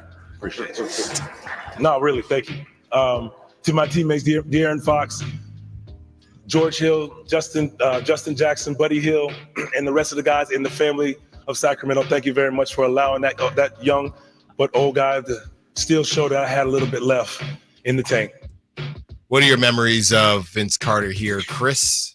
I remember he hit a corner three. I want to say it felt like it was for game just with how the crowd popped, but I kind of think it was at the end of the third quarter to go into the fourth. And I think Vince had, I want to say he had like 15 points that game and hit a ton of threes. I just remember that season and really just being, a lot of people just starstruck at Vince Carter. It was kind of the first time where the Kings have had somebody like that. They obviously had Zebo, I think actually that season too, if not the year before that. And that was a little bit of a, whoa, isn't it crazy to have this guy that, everybody knows, but definitely isn't in their prime, still on this team. And Vince was definitely kind of like that as well, but just on another level. People would just be in awe. And I think that's the thing that surprised me the most was just how much star power Vince Carter has. I mean, obviously, we all know him from the dunk contest and things like that, but the respect for Vince Carter's career kind of caught me off guard because my hyper analytical brain is like, Vince Carter was, the second best player on a New Jersey Nets team that got swept by the Lakers. And besides that, honestly, his career was pretty disappointing from an NBA narrative because of all the hype that he had coming out of college at UNC. A lot of people thought Vince Carter is going to be like what Kobe Bryant became. And then he just never really popped to that level. And so it was the thing that I always think about when Vince was here is just the amount of respect that guy had across the league and within the fan base. It was really cool. Yeah, Vince Carter, I was watching a documentary and it was, about, because, I believe Vince Carter, Tracy McGrady are cousins. Yes. Yeah. And it was basically Vince Carter early in his career when they were going to the playoffs. Yeah, it did seem like he hit a bit of a wall because early in his career, I mean, he was just a straight up dude. It wasn't just a dunker. It was, I'm dunking, I'm doing a lot of different things. And then, kind of hit a bit of a wall, but was, after he hit that wall, was able to switch up his game. He can still dunk at the age of 40, whatever he is, but was able to switch up his game, hit some three-pointers, and hang around. It kind of reminds me of Frank Gore in a way, Chris. Not that he had the same hype. Frank Gore didn't have the same hype as Vince Carter, but they just played for a really long time. They played for a really long time and played at a pretty good level for a really long time. So shout out to Vince Carter. Next, this one is just hilarious. Billy Donovan is the favorite as far as the first head coach to be fired, according to Bovada. I mean, they come up with some hilarious, wasn't there was a hairstyle one. Bovada is always cooking up something, but Billy Donovan, head coach of the Bulls. And look, at the same time, I don't really know why he would. We always ask this. It's the same as the Monty Williams thing. We ask, why are you firing a team that's not supposed to be good? But they get fired, or a coach that's not supposed to be coaching a good team, but they get fired anyway. So I guess anything is possible. Whoever's the worst team, I guess you always can just assume that coach is going to get fired. Yeah, I think with Billy Donovan, it's just he's been there a while. It's not like they've really had any breakouts. And, after him coming out of college at Florida, I think there was a big expectation that this guy was going to be something in the NBA. And he just really hasn't been it sounds like a lot of the players like him, but also he does have a little bit of the Nick Saban to the NFL problem, a little bit, where I think he's a little bit too intense for some of these guys that are at the professional level. I think it plays well with young guys, but I think some of the older guys might not love how Billy coaches. We'll see. The interesting thing to me was Mike Brown plus 1,400, eighth highest odds. I just don't think that's happening. No, but that's interesting that somebody thinks it is, I guess. Yeah, no, I thought it was very interesting that his odds are that high because he just signs the extension, and I was just trying to play out what it would look like to get Mike Brown fired, and I think it would be a pretty terrible start to the year, and that's really the only way I could see it happening. Well, what if they just miss the play-in? Maybe, but that wouldn't be first coach fired. Yeah, that's true. That's true. Next, doesn't matter what you do if Russell Wilson is coming for you. Tom Pelissero is reporting Mike Tomlin hasn't named a starter since initially naming Wilson the starter out of camp, and that probably won't change. But Russell Wilson has been healthy for some time and running the scout team. Now signs are pointing towards Wilson making his Steelers debut this week. Fair or foul to Justin Fields, Chris, for Russell Wilson to just, I guess, get his spot based on what he did during camp? Yeah, I mean, they brought him in to be the starter. I guess it makes sense. It's not like Justin Fields has necessarily lit the world on fire, especially these last 3 weeks after winning the first 3. They've gone 2-1. They did handle the Raiders for what it's worth. But I just think that they're looking to see if that offense can go to another level. It's just really boring offense. And I think that they're hoping that Russ can bring some electricity to it. I wasn't a big believer. A lot of people, hyped up Russ at the end of the Broncos season last year and said he's playing a lot better than what people want to give him credit for. You honestly look at the numbers and they are really good from last year, but I don't know. I mean, that Steelers offense just feels like it's rudderless, and we'll see how much he can affect the passing game. Because I don't know if George Pickens is his kind of receiver either. George Pickens is a really big play, kind of exciting. And he used to throw a great deep ball, though. He used to. He definitely used to. And if he still can, I think it'll work out. But we'll see. I mean, I just think that Steelers offense has been really, really boring this season. Funny enough, as you bring up the end of the Russell Wilson Broncos tenure, while we were basically doing shows together, figuring out if this was going to work, and before the family had moved out here, I told you I was frequenting Public House. Yes. And I don't have a problem bringing up Public House because they've worked with us before, so I got love for Public House. And we were watching a Thursday night game, and who was playing? It was the Broncos, and there was this random group of Bronco fans, and they were just saying, no, you don't understand. He's actually played really well, blah, blah, blah, blah, blah. Sure. So trust me, if anybody gets it, I get it. Steelers have the 5th worst passing offense in the NFL right now. 166 yards per game. We're going to go quick here because I do want to get to this piece. The Pistons are throwing a free concert and festival this Saturday to encourage early voting. Lil Baby, Skilla Baby, Babyface, Ray, a lot of children, Seta Baby, and Peasy will perform. There will be carnival rides, mini golf. Wait, is that going to be on the side? I guess. You got Lil Baby while you're listening to mini golf. I mean, hey, go out there and vote. All right, we got to play this real quick, Nate. Nick Sirianni apologizing for what he said and did to the fans after the game on Sunday. Here it is. Feedback.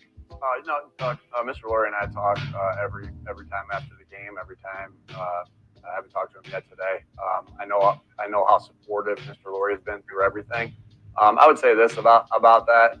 What I was really doing, I was trying to bring energy yesterday, enthusiasm yesterday, and I'm sorry and disappointed on how my energy was directed at the end of the game. And my energy should be all in on coaching, motivating, right, and celebrating with our guys. And so, that's and I got to have better wisdom and discernment of when to use that energy, and that wasn't the time.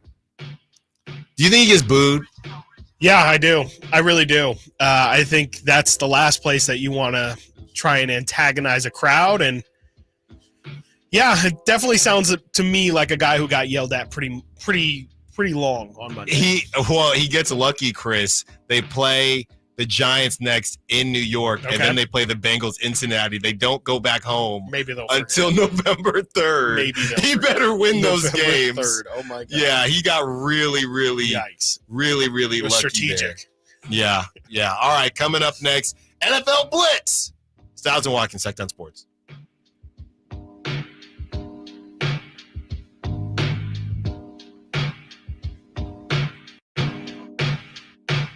On the move? Got somewhere to be? Take Sacramento Kings basketball with you. The Sacktown Sports app will let you stay connected to your passion. Never miss a moment of Sacramento Kings basketball with the Sacktown Sports app. It's homecoming for Sacramento State football this Saturday, 6 p.m. versus Weber State. Stay for the post-game fireworks. Get your tickets at hornetsports.com. At Fisher Investments, we may seem like other money managers, but we're different. Are you really that different than the rest of us? We are. As a fiduciary, we always focus on what's best for our clients. What services do you offer besides investing? We have a team of specialists in financial planning, estate planning, and more. Your clients rely on you for all that? Yes, we ensure clients receive unparalleled service at every step of the relationship. Okay, but you still sell commission-based products, right? No, because we believe that's a conflict of interest. We prioritize service over sales goals. So, then how do your fees work? We have a simple and transparent fee that's a percentage of our clients' portfolios. So we do better when our clients do better. Wow, we're more different than I thought. At Fisher Investments, we're clearly different. Learn more at fisherinvestments.com. Investing in securities involves the risk of loss.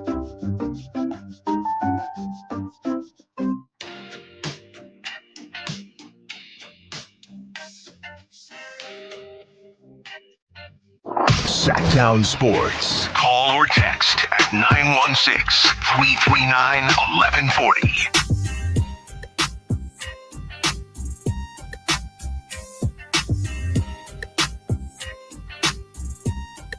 It is time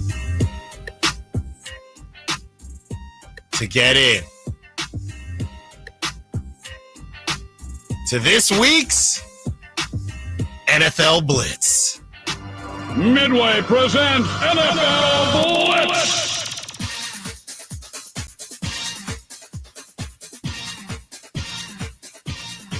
All right, Chris, you ready? Let's do it. Jags take their losing overseas. Bears win 35-16. It's an embarrassment. I mean, the Jacksonville Jaguars of London, I mean, they just have to sit with it all week. Like, they know that situation is cooked.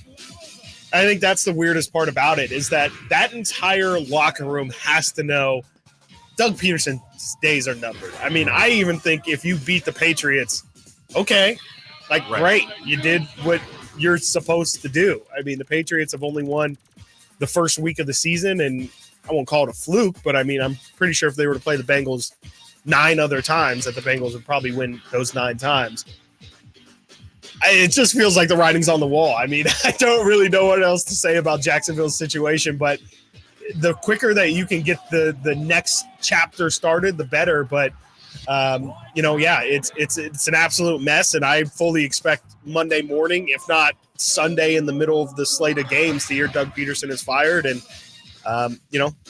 what to do. And from the Bears side of things, they look great. They definitely look great. I just wonder, I keep seeing, as I'm obviously following a lot of Vikings people on my socials, there's a lot of Vikings fans out there that are pointing out, I think rightfully so, Packers and Bears might be just a slight, now not that they're not a good team, but just the slightest bit fraudulent when you look at the teams that they beat. So I'm just monitoring. Yes, the Bears have gotten off to a great start, 4-2. I don't think anybody really expected that.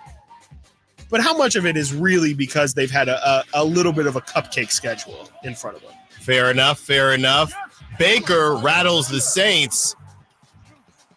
Bucks win 51-27. Baker Mayfield, 325 yards, 3 interceptions, 4 touchdowns. Spencer Rattler, his debut, 243 yards, 1 touchdown, 2 interceptions. What a mess of a game, Chris. Yep. Baker Mayfield, I think that's a pretty good game. You throw 3 interceptions, but you throw 4 touchdowns. You throw for 325 yards. Alvin Kamara kind of got froze out, 40 yards, 1 touchdown. Yeah, the Bucks, to me, they're hanging around. I don't know if I would trust them against a Lions or a 49ers, but they continue to win the games that they're supposed to win. Yeah, the offense looks incredible. I mean, the fact they put up 51 is nuts. Chris Godwin has been insane. He's their number one, right? He's insane. I mean, I think it's they have 2 Batmans. That's what I would say. He's just ridiculous. I mean, I love watching that offense, but I don't know how seriously to take them. Like, I think that they can beat up on a lot of these subpar teams, but I don't know if I trust them against some of the NFL elite competition. And let me see if I can look at their schedule here. I mean, they play the Ravens this week. That'll be – you know what? Actually, we're going to get an answer. we're going to get an answer on this Tampa Bay Buccaneers team this next month. Their next month ahead of them, they play the Ravens this week. They then play the Falcons the week after that. Then they travel to Kansas City to play the Chiefs. And then what do you get after that? You get a home game, at least, against the San Francisco 49ers. Wow. So we're going to have a really good idea after these next 4 weeks exactly how good the Bucs are. I feel like the Bucs play the Niners every single year. It does feel that way. Yeah. It really does. Because, they played them with Brady a couple times. Even Brady was there for 2 years. It felt like they played them twice with Brady. And, I think they played them last year as well. We'll see. We'll see. I think that I'm pretty sure the Bucs are going to show that they are a 500 football team this next month. It does seem like you say that about a lot of NFC teams. Yeah. Including the Vikings. Yes. But that's how it happens. It really is. It's the elites, and then it's a bunch of average teams, and then you fall one plus or one minus game on the other side of 500, and then it's the trash teams. It's really ends up being like Whitey said. It's really top class, and then we kind of fool ourselves into thinking that there's a lot of different tiers, but it really is just a top group, and then really a bunch of middle-class teams that are just kind of fighting, and injuries kind of dictate where your season goes. Lamar tells Jaden, who do you think you are? I am. Ravens win 30-23. Yeah, that was a great game. That was just a great game. I mean, super fun, everything you would want in just an entertaining football game. You had back and forth, even though almost dropped the old name. Even though the Commanders didn't win, I think they still showed that they have some promise. And, going against one of the best teams in the NFL, they at least look like they could fight with them. And I think that's a major win for that young of a team. Drake May left in a daze as the Patriots lose to the Texans 41-21. Yeah, I'm going to be honest. This one, because of the multi-view issue, did not see a ton of the Drake May debut. Feels like I didn't miss a ton either. Yeah, he had a nice touchdown throw. His first touchdown was about as good as you can throw. But it's pretty much what I think everyone expected. A lot of rawness. He had a couple overthrown receivers. But I think this season is just about getting reps in for Drake May. And as long as he doesn't look like Bryce Young and is embarrassing himself on a week-to-week basis, I think this is the move the Patriots had to make. It's just unfortunate that they don't have any talent around them. Maybe they should have, there's still time. There's still some lower-level receivers that'll be available. But they should probably try and get in on one of these receiver conversations because they need to make it easier on Drake May because I don't see the season going well for him at all. Eagles try to lose to the Browns and are not successful. Yeah. They win 20-16. But Nick Sirianni, he's learning. I'm leaving here with something. He's trying to change his energy or whatever. I don't know what to do about the Eagles. They're another blind spot team for me where I think they're better than they actually are, and then they do things like they did on Sunday. And I'm so confused as to how to view them as a contender. Yeah, there are a lot of people kind of saying what we were saying yesterday, Chris. We said there's one play. There's really two plays when it comes to passing. There's a deep pass to A.J. Brown, or there's a slant route from Devontae Smith. Or just get the ball to Saquon. Yeah, and it's very confusing. I think that this guy, Kellen Moore, there was a lot of talk coming out of Dallas. Yeah. Now he went to the Chargers. Nothing got better. Nope. He's on the Eagles now. Nothing got better. Really. He's one of these guys that got anointed for some odd reason. Where did he go to? Boise State, something like that. And we haven't really seen what, because the thing is, and I like that, but the thing is, normally these guys, you don't hang around, right? I mean, Ben Johnson, he chose to say he's going to be gone. This Kellen Moore thing, it's like he got this hot, sexy name, but he hasn't really done anything with it. Let's go quick here. The Terrible Towels invade Allegiant 32-13. That was really bad on the football field and very bad in the stadium as well. Falcons plucked the Panthers 38-20. Nothing much to talk about there. The Panthers stink. Lions tell Jerry Jones happy birthday 47-9. I mean, that was just incredibly horrid. That was terrible. Bengals hold on to their season for dear life. I almost thought they were going to mess around and lose to the Giants, but they're able to get it done 17-7. And the Jets drop Salah and take off with Devontae Adams.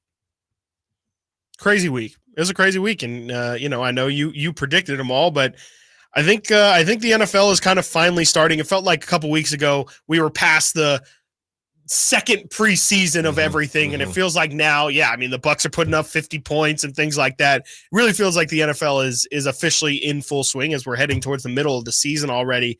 This is really this next month is where teams are gonna make or break their season, and we'll see how it goes, man. There's a couple teams here that are really playing with fire. Like you said, the Bengals really feels like they're playing with fire. Coming up next, we have some info on the Kings Jazz preview tonight and a little bit of prop talk. Stiles and Watkins, Sacktown Sports. De'Aaron Fox plays here. Stolen by Fox. Breakaway coming up for De'Aaron. And a simple, casual spike with the left hand. The Kings lead by 3. Sacktown Sports is your proud home of the Sacramento Kings. Despite having no experience, Gavin Newsom made Jessica Morse his, quote, wildfire specialist. The result? Under Newsom and Morse, insurance rates and utility bills skyrocketed. Millions of dollars were slashed from the state's fire prevention budget, and they were even caught lying about their record, while millions of acres burned and families lost their homes. Now Gavin has chosen Jessica Morse again, this time to run for Congress. We have a better choice. Kevin Kiley. As our congressman, Kevin Kiley has worked across party lines to secure millions for wildfire protection and expand water supplies. And Kevin Kiley's bill to protect Lake Tahoe will bring up to $415 million home to our district to reduce the threat of fires and restore the ecosystem of the lake, delivering results and making a difference. Let's keep Kevin Kiley working for us. I'm Kevin Kiley. I approve this message. Paid for by Kevin Kiley for Congress. The Sacramento State Hornets are back at home this Saturday. Come check out the high-flying Hornets as they host the Weber State Wildcats. It's homecoming, so come check out some great football and stay for the post-game fireworks. That's Saturday, October 19th, as the Hornets take on Weber State, Hornet Stadium, 6 o'clock. Tickets on sale now at hornetsports.com. And remember, Stingers up. Model year-end pricing is back at Folsom Lake Honda, your one-stop Honda shop. During the model year-end event, lower interest rates at Folsom Lake Honda make lower payments. It's no wonder why Folsom Lake Honda is your one-stop Honda shop. Come in today or check out our entire inventory online at folsomlakehonda.com. Get an instant cash offer for your trade at folsomlakehonda.com. We'll buy your car whether you buy from us or not. Folsom Lake Honda is your one-stop Honda shop. Folsom Lake Honda. Go to folsomlakehonda.com. Your one-stop Honda shop. Finally, an easy way to find home improvement contractors. Just visit subcontractorsunited.com and simplify your search for home services professionals. From cabinets to windows, roofing to plumbing, Subcontractors United is an easy, simple way to find and hire a home improvement contractor. And you never have to give up personal information. So no harassing phone calls like you get from those other websites. Subcontractorsunited.com is sponsored by D&D Cabinets and Savage Design. Don't let summer energy slip away. Live the active life you love year-round with a personally fit arch support system from the Good Feet store. Precision engineered to support all 4 arches. Good Feet puts your feet in a more ideal, comfortable, and pain-free position. And Good Feet arch supports are now HSA and FSA eligible. Book a free fitting at goodfeet.com or come in and get a free pair of OS First Performance socks. Free. Normally a $25 value at the Good Feet store. Want the best movie experience in town? Join Sacktown Sports IMAX Pass by visiting sacktownsports.com. Sign up today. You can win tickets to see this week's films at the Esquire IMAX Theater. Out on the road, there's just one place when you walk on in, you see a friendly face. It's Big O. Big O Tires. Now until November 3rd, call into savings and get $80 to $120 instant savings on 4 select in-stock Nexen, Nitto, Toyo, or Hankook tires with installation purchase. Installation charges extra. Required on all 4 tires. Not bothered with other offers. Eligibility may vary. Excludes Nexen, Enpris AH5 and Enpris AH8 tires. Disposal fees extra and shop fees extra where permitted. See store for details. Twin Peaks is the best in the game. Here, it's bigger game days and bolder fight nights. I mean, where else can you find a scratch kitchen that always comes in clutch every day from lunch to late night? Only at Twin Peaks, the #1 sports bar.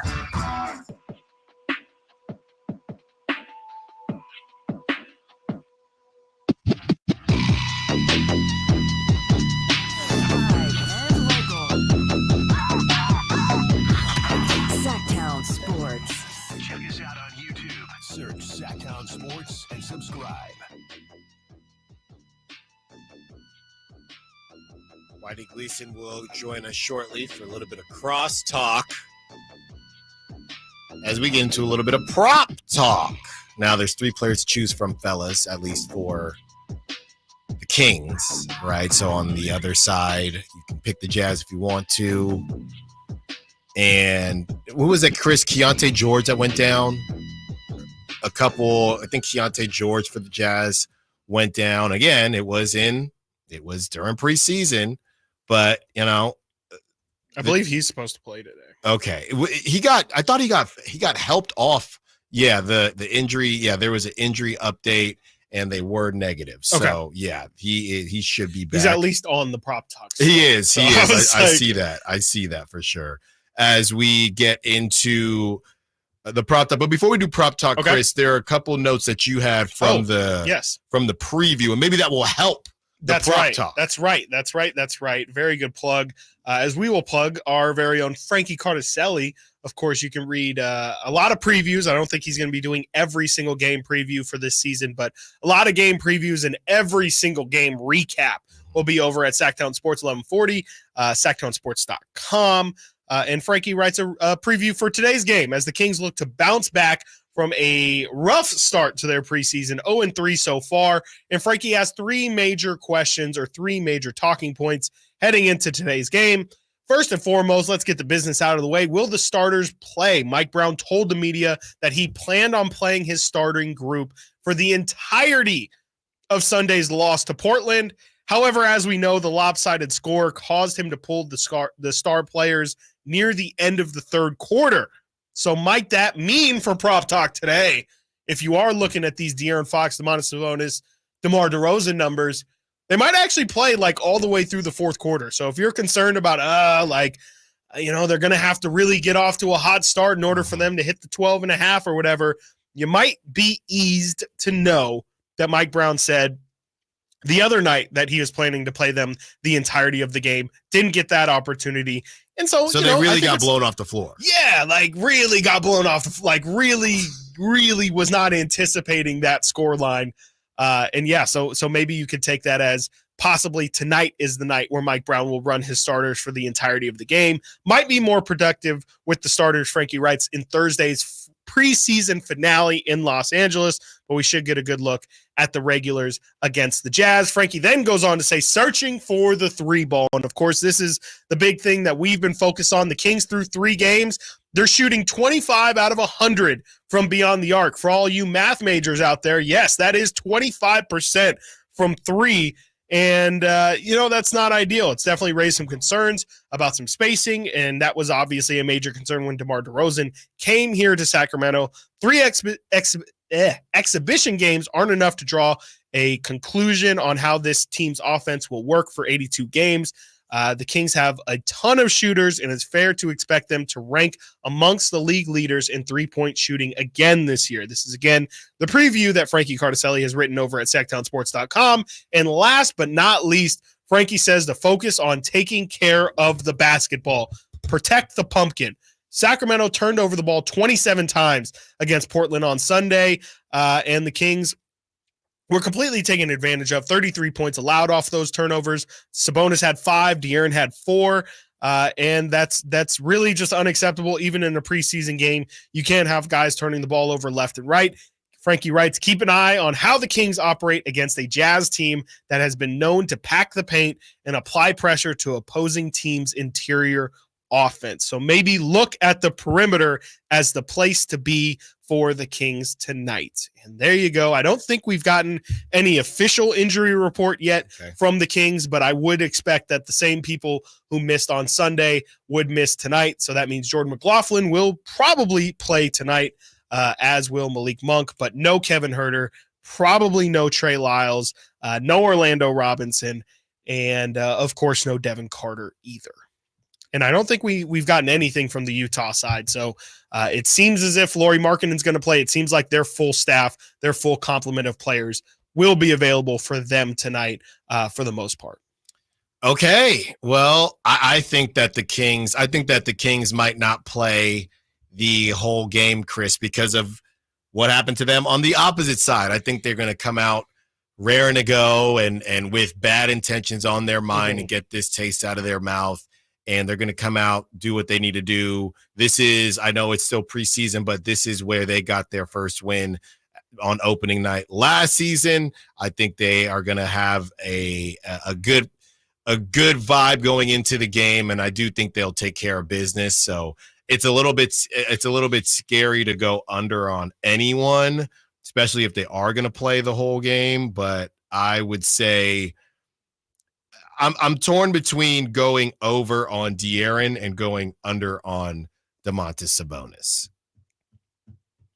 Is there a reason? Sabonis specifically? Yes, but Sabonis specifically, I just think if everybody is rolling the way I think they'll be rolling, he might just be the odd man out. Kind of similar to what we saw in the first half of the Warriors game when they played at Golden 1. Honestly, yeah, I don't want to go under, but I'd rather go under on Sabonis than over on him, or I'll just stay away from him unless one of you likes Sabonis. I'm going under on Fox, but I'd also like to say actually doing this on preseason basketball, 1-800-GAMBLER.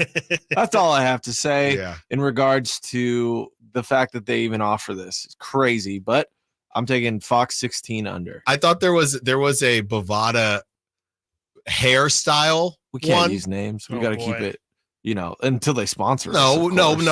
That's not what I'm saying. I'm saying Bovada, we talked about it earlier because they had the odds for Billy Donovan and they had odds for the firing. They had odds for Jimmy Butler, somebody changing a hairstyle, and all the comments were call the number.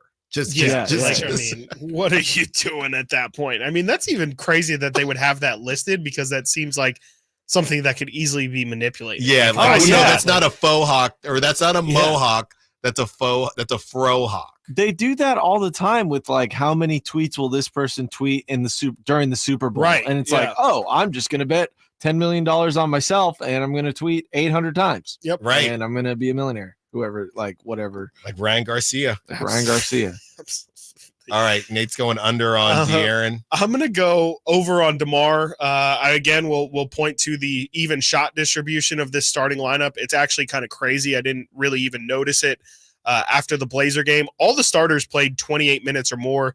De'Aaron and Keegan played 28. Sabonis, DeRozan, and Keon all played 30, which is definitely interesting for sure. I mean, that's definitely probably where you're going to land for a majority of the regular season, if not a little bit more, of course. But 10 shots for DeMar DeRozan, 10 shots for Keegan Murray, 10 shots for Keon Ellis, 11 for Sabonis, 11 for De'Aaron Fox. So I think all these guys are going to get opportunities. It's just a matter of if they're going to execute. I like DeMar DeRozan in this one. I just don't really know if, not to overanalyze preseason, but I don't know if Utah really has anybody that fits who would guard DeMar DeRozan. And I just kind of feel like that's going to be a lot of, on a lot of nights, the mismatch that the Kings look towards. So I'll just take DeMar over 14.5. You think, because I know Lauri Markkanen is not known for his defensive prowess. So I think you've actually convinced me to go over on Domantas Sabonis just based on that shot chart. If they were able, you said Domantas got up 10 shots against the Blazers. 11. And they didn't even finish the game out. So no, they also finished with 9 points in that one. Yeah, over. Definitely over. It's a low number too, isn't it? Yeah, it's 12.5. Yeah. Okay. There you go on that. All right. Yeah. That's I'm excited to see Cody Williams tonight. Okay. I'm just looking at your guy. Yeah, I'm looking at the Utah roster, and that's going to be probably the most exciting thing about watching Utah in general this season, but also tonight is to kind of get a look at some of their young guys. I know they're high on Taylor Kendricks. You mentioned Keontae George. He'll be a big piece for them. Cody Williams. Isaiah Collier is the only player that's been ruled out. He was the guard out of USC that was on a couple Kings draft boards this summer. Kyle Flipkowski talked a little bit about his story throughout the summer. I'm excited to see kind of what he looks like as well. And then Bryce Sensabaugh is a name that a lot of people are really high on. The Jazz actually have a really good preseason team. They are 3-1, funny enough, but just in general, they're like an elevated summer league squad, but they're not a good NBA team. And so I feel like the preseason is that happy medium for them where we can play Cody Williams 30 minutes and him having 17 points is actually exciting. Right. If I don't think the King, like if Colby Jones, I guess, has 17 points, that maybe gets a segment tomorrow or something. But the Kings don't really have guys where it's like, okay, the starters are out. What are we looking for at this point? Well, like it's because Devin Carter's not. It's because Devin Carter's hurt. Exactly. Yeah. I mean, Isaac Jones. Sure. Yeah. Absolutely. I think it's Isaac Jones, and that respectfully, I think that might be it. Honestly, from the sounds of the fans and the texters and things like that, I think people aren't done, but yeah, there's really this guy could be a contributor type ceiling for any of the Joneses besides Isaac Jones and kind of the other guys that we've seen for a while now. Yeah, I don't think there's a lot of excitement there, if you will. All right. Coming up next, we have Crosstalk with one Whitey Gleason. We get Whitey's thoughts on the Devontae Adams trade, on what Sean Cunningham had to say, and everything in between. Stiles and Watkins, Sacktown Sports. Subscribe to Sacktown Sports on YouTube and watch the Carmichael Dave Show with Jason Ross, Stiles and Watkins, and the Drive Guys, live Monday through Friday from 6 to 6. Plus, view archive shows and exclusive content. Subscribe at youtube.com/Sacktown Sports. There are so many things I love about fall weather. The crisp air, the changing leaves, it's all so magical. Until my kids catch a chill outside. That's where Kohl's comes in, with cozy layers, warm jeans, and more. I found all the styles my kids need when the seasons change. Plus, I got 20% off with a coupon and earned Kohl's Cash. So here's my style forecast. Prep better for fall weather at Kohl's. Select styles. Offers end October 20th. Some exclusions apply. See store or Kohl's.com for details.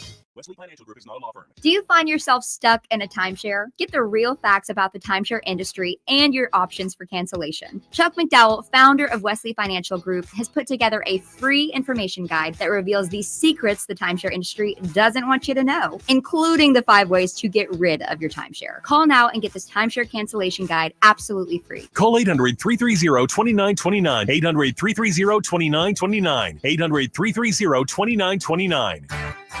Hey, it's Carmichael Dave for American Energy Heating and Air with a question. Have you recently had a technician diagnose your HVAC system? You were a bit surprised at how much it cost? Or did something seem off about their quote? Because at American Energy, they take pride in giving you honest, straightforward solutions to get that system up and running. Have their qualified technicians come out and give you a free second opinion. It's free. You got nothing to lose but some dollars off of that original quote. They're making the uncomfortable comfortable. They've been doing it since 1981, serving the greater Sacramento area. A+ with the Better Business Bureau. That's why they keep having customers coming back for more and more and more. You can call them and set that appointment at 916-520-9990. That's 916-520-9990 or AmericanEnergyAir.com. Call 916-520-9990 now. Made a Chevy Silverado blowout is on with $12,750 off MSRP. Every new 2024 Silverado half-ton LT in stock after rebates. Or choose $12,000 off MSRP on every new 2024 Silverado half-ton RST in stock after rebates. Exclusively at Made a Chevy at MadeAChevy.com. Sacramento's Silverado headquarters. Whatever Silverado you choose, you'll save thousands at Made a Chevy. Together, let's drive. Not available with special financing, leasing, some other offers. List graded 2010 model year or newer. Ends 10/31/24. Jeff Lynn's ELO. Mr. Blue Sky, please tell us why. Live in concert in Sacramento. The Over and Out Tour. Jeff Lynn's ELO. The final tour. All the hits. Live at Golden One Center, October 23rd. Get tickets now at Ticketmaster.com. The next election is November 5th. Vote centers open October 26th. Remember to vote early and avoid the lines. Learn more at elections.saccounty.gov or call toll-free 800-762-8019.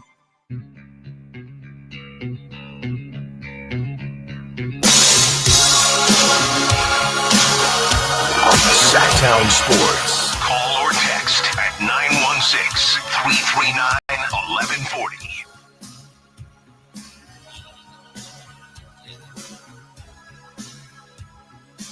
joined by Whitey Gleason of the Drive Guys. Going to get caught up on everything that happened today, and then got a couple questions for the guys before we end the show. But let's start here, Whitey. Let's start here. And this is a question that I'll ask a little bit later, but what was your initial thoughts when you saw the Davante Adams deal? And That's then my first thought. 3 hours later, the Amari Cooper deal, which kind of made the Davante Adams deal look worse for the Raiders. What were your thoughts on both of them? Rearranging the deck chairs on the Titanic, for the Jets. And it was Really? interesting what Chris said. Chris pointed out that according to, I think it's Albert Breer, said this trade was already in the works. So it's not like it was a knee jerk because of last night. Right. Man, the ship be sinking, right? Yeah. And like I said, I want to ask an impact question a little bit later in crosstalk, but yeah, the initial thing was the Raiders really just being put between a rock and a hard place, because the difference is Amari, we've never really heard Amari Cooper complain or anything like that. Davante didn't want to be there. So I don't think, and that's why they even went into the season. I don't think the Raiders wanted to move Davante. I think they, in their mind, and this is what every organization thinks, in their mind, they're going to go out, they're going to go get their version of Jaden Daniels, Caleb Williams, and the timelines aren't as off as maybe people like me think. I think that's what they had in their mind. But once Davante said, I mean, a lot of things got to go right for that to happen, right? What are the chances, guys, that there are 2 back-to-back drafts where, I don't know, would you say 3 of the top 5 quarterbacks taken look like they could do something in this league? The chance of that happening back-to-back years, very low. And if that third is either Bo Nix or could be Michael Penix, or I'm probably forgetting somebody. JJ McCarthy. JJ McCarthy. Who? Yeah. That doesn't bode well for next year's draft, which of course will be the draft that the Raiders are finally in a good position to take someone. But don't you think if you're the Raiders, you're looking more at the people than the odds of quarterback crops year to year? You're looking at the guys. What do you think of the guys? Forget what happened the year before, right? And to me, it's just a matter of Antonio Pierce saying, you don't want to be here, that we're going to get rid of him, Yeah. That just seems like the type of, whatever you want to call it, culture he's trying to establish there. You got a guy of Davante Adams' magnitude. He doesn't want to be here. Then there's no room for him. We're not going to talk him into it or hope it works out. He gone. Yeah. Not that it's really relevant or that it matters really at all, but do you feel like Antonio Pierce won this? Like, is there a winner or loser? And does it kind of feel like, maybe in a way, like this was a, they chose Antonio Pierce and the culture he's trying to build maybe over, because it feels like typically in any sport, it's like you take the star over the coach, and especially a coach that's like a glorified interim. Like, I don't know. I just kind of wonder if this is, he probably thinks he did, right? Yeah, right. We'll see whether he did or not, but he probably that maybe he's thinks there he for did. the long term. Yeah. But wait till Tom Brady takes over. That's right. Oh my. Yeah. That's right. I don't know what to do with that either. Like, we keep seeing he's going to own the team. Well, he's going to be more involved than what. That's what it seems like. Yeah, right? there was a report that came out that he's going to be more involved than what people initially thought, and it can't get much worse. Are you a Raider guy? Yeah. You're kind of a Raider guy. To me, it reminds me, and you might have been too young to really remember this, Chris, but when Shaq became part owner of the Kings. Oh, yeah. It's like, yeah, that's not right. Right.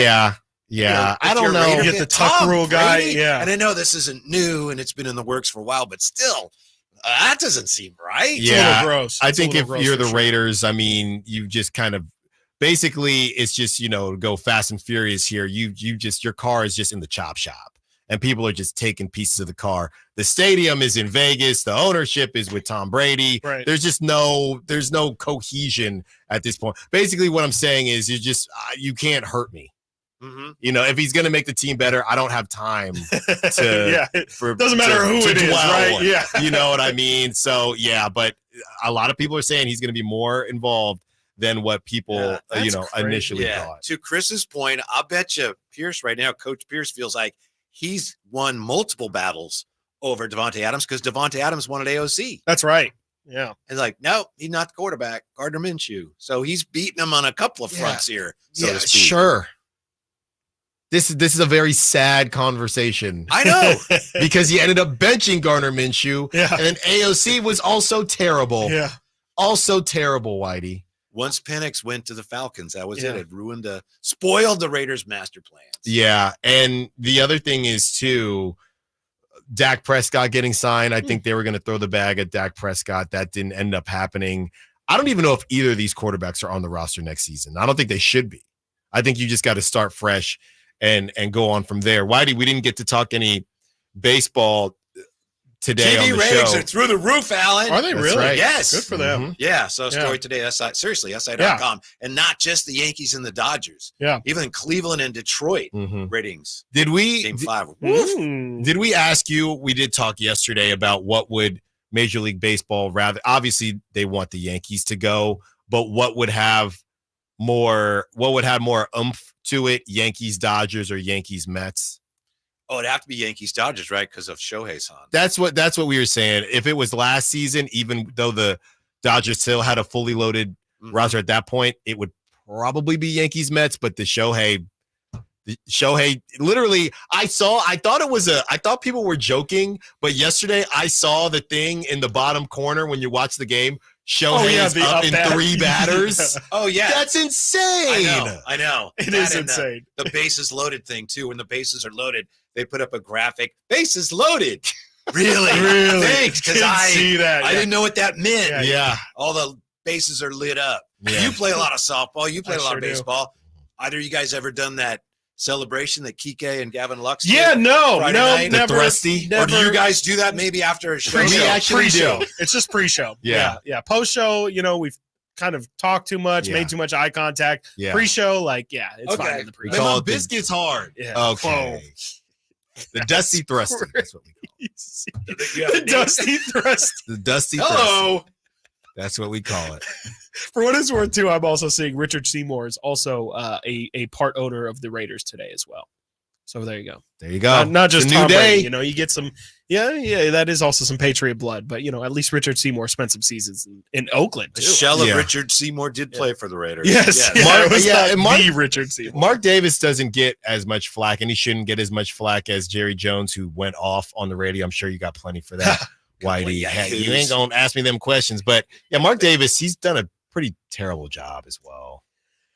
Yeah, He probably deserves to get more hate. I think he feels like the move to Vegas is his that's my stamp on this My organization. legacy, Now I got nothing. And it's Got the Aces. He's got a couple championships with the Aces. It's tough to say if that was a successful move. Obviously from a Revenues, Raider organization Yes. standpoint, probably, but in terms of the football team you've built, I don't think it's been productive. I mean, anything from, as I hate to bring it up, but the Henry Ruggs situation to how they've performed here these couple of years, I don't think it's been successful to move to Vegas. I think from a business perspective, absolutely. But I don't know what else Mark Davis has really done for that team. You guys may have heard Amy Trask talk about this. She used to be. Yeah, she's very tight in. And she has said that she thinks the Raiders could have stayed in the Bay Area, but Mark Davis did not want to go to Santa Clara.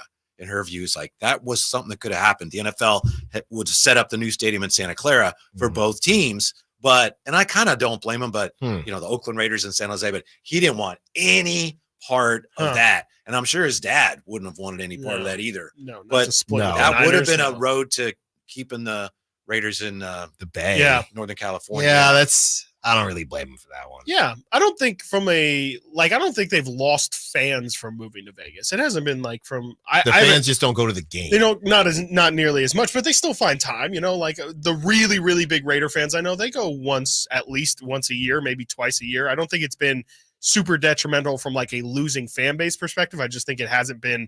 I think they thought, okay, we moved to Vegas. It's almost like being in a New York, being in a big city because it's bright lights and it's a spotlight. I don't think that has necessarily translated how they thought. I asked Vic Tafer, some on the station call him Taffer, but Vic Tafer about that.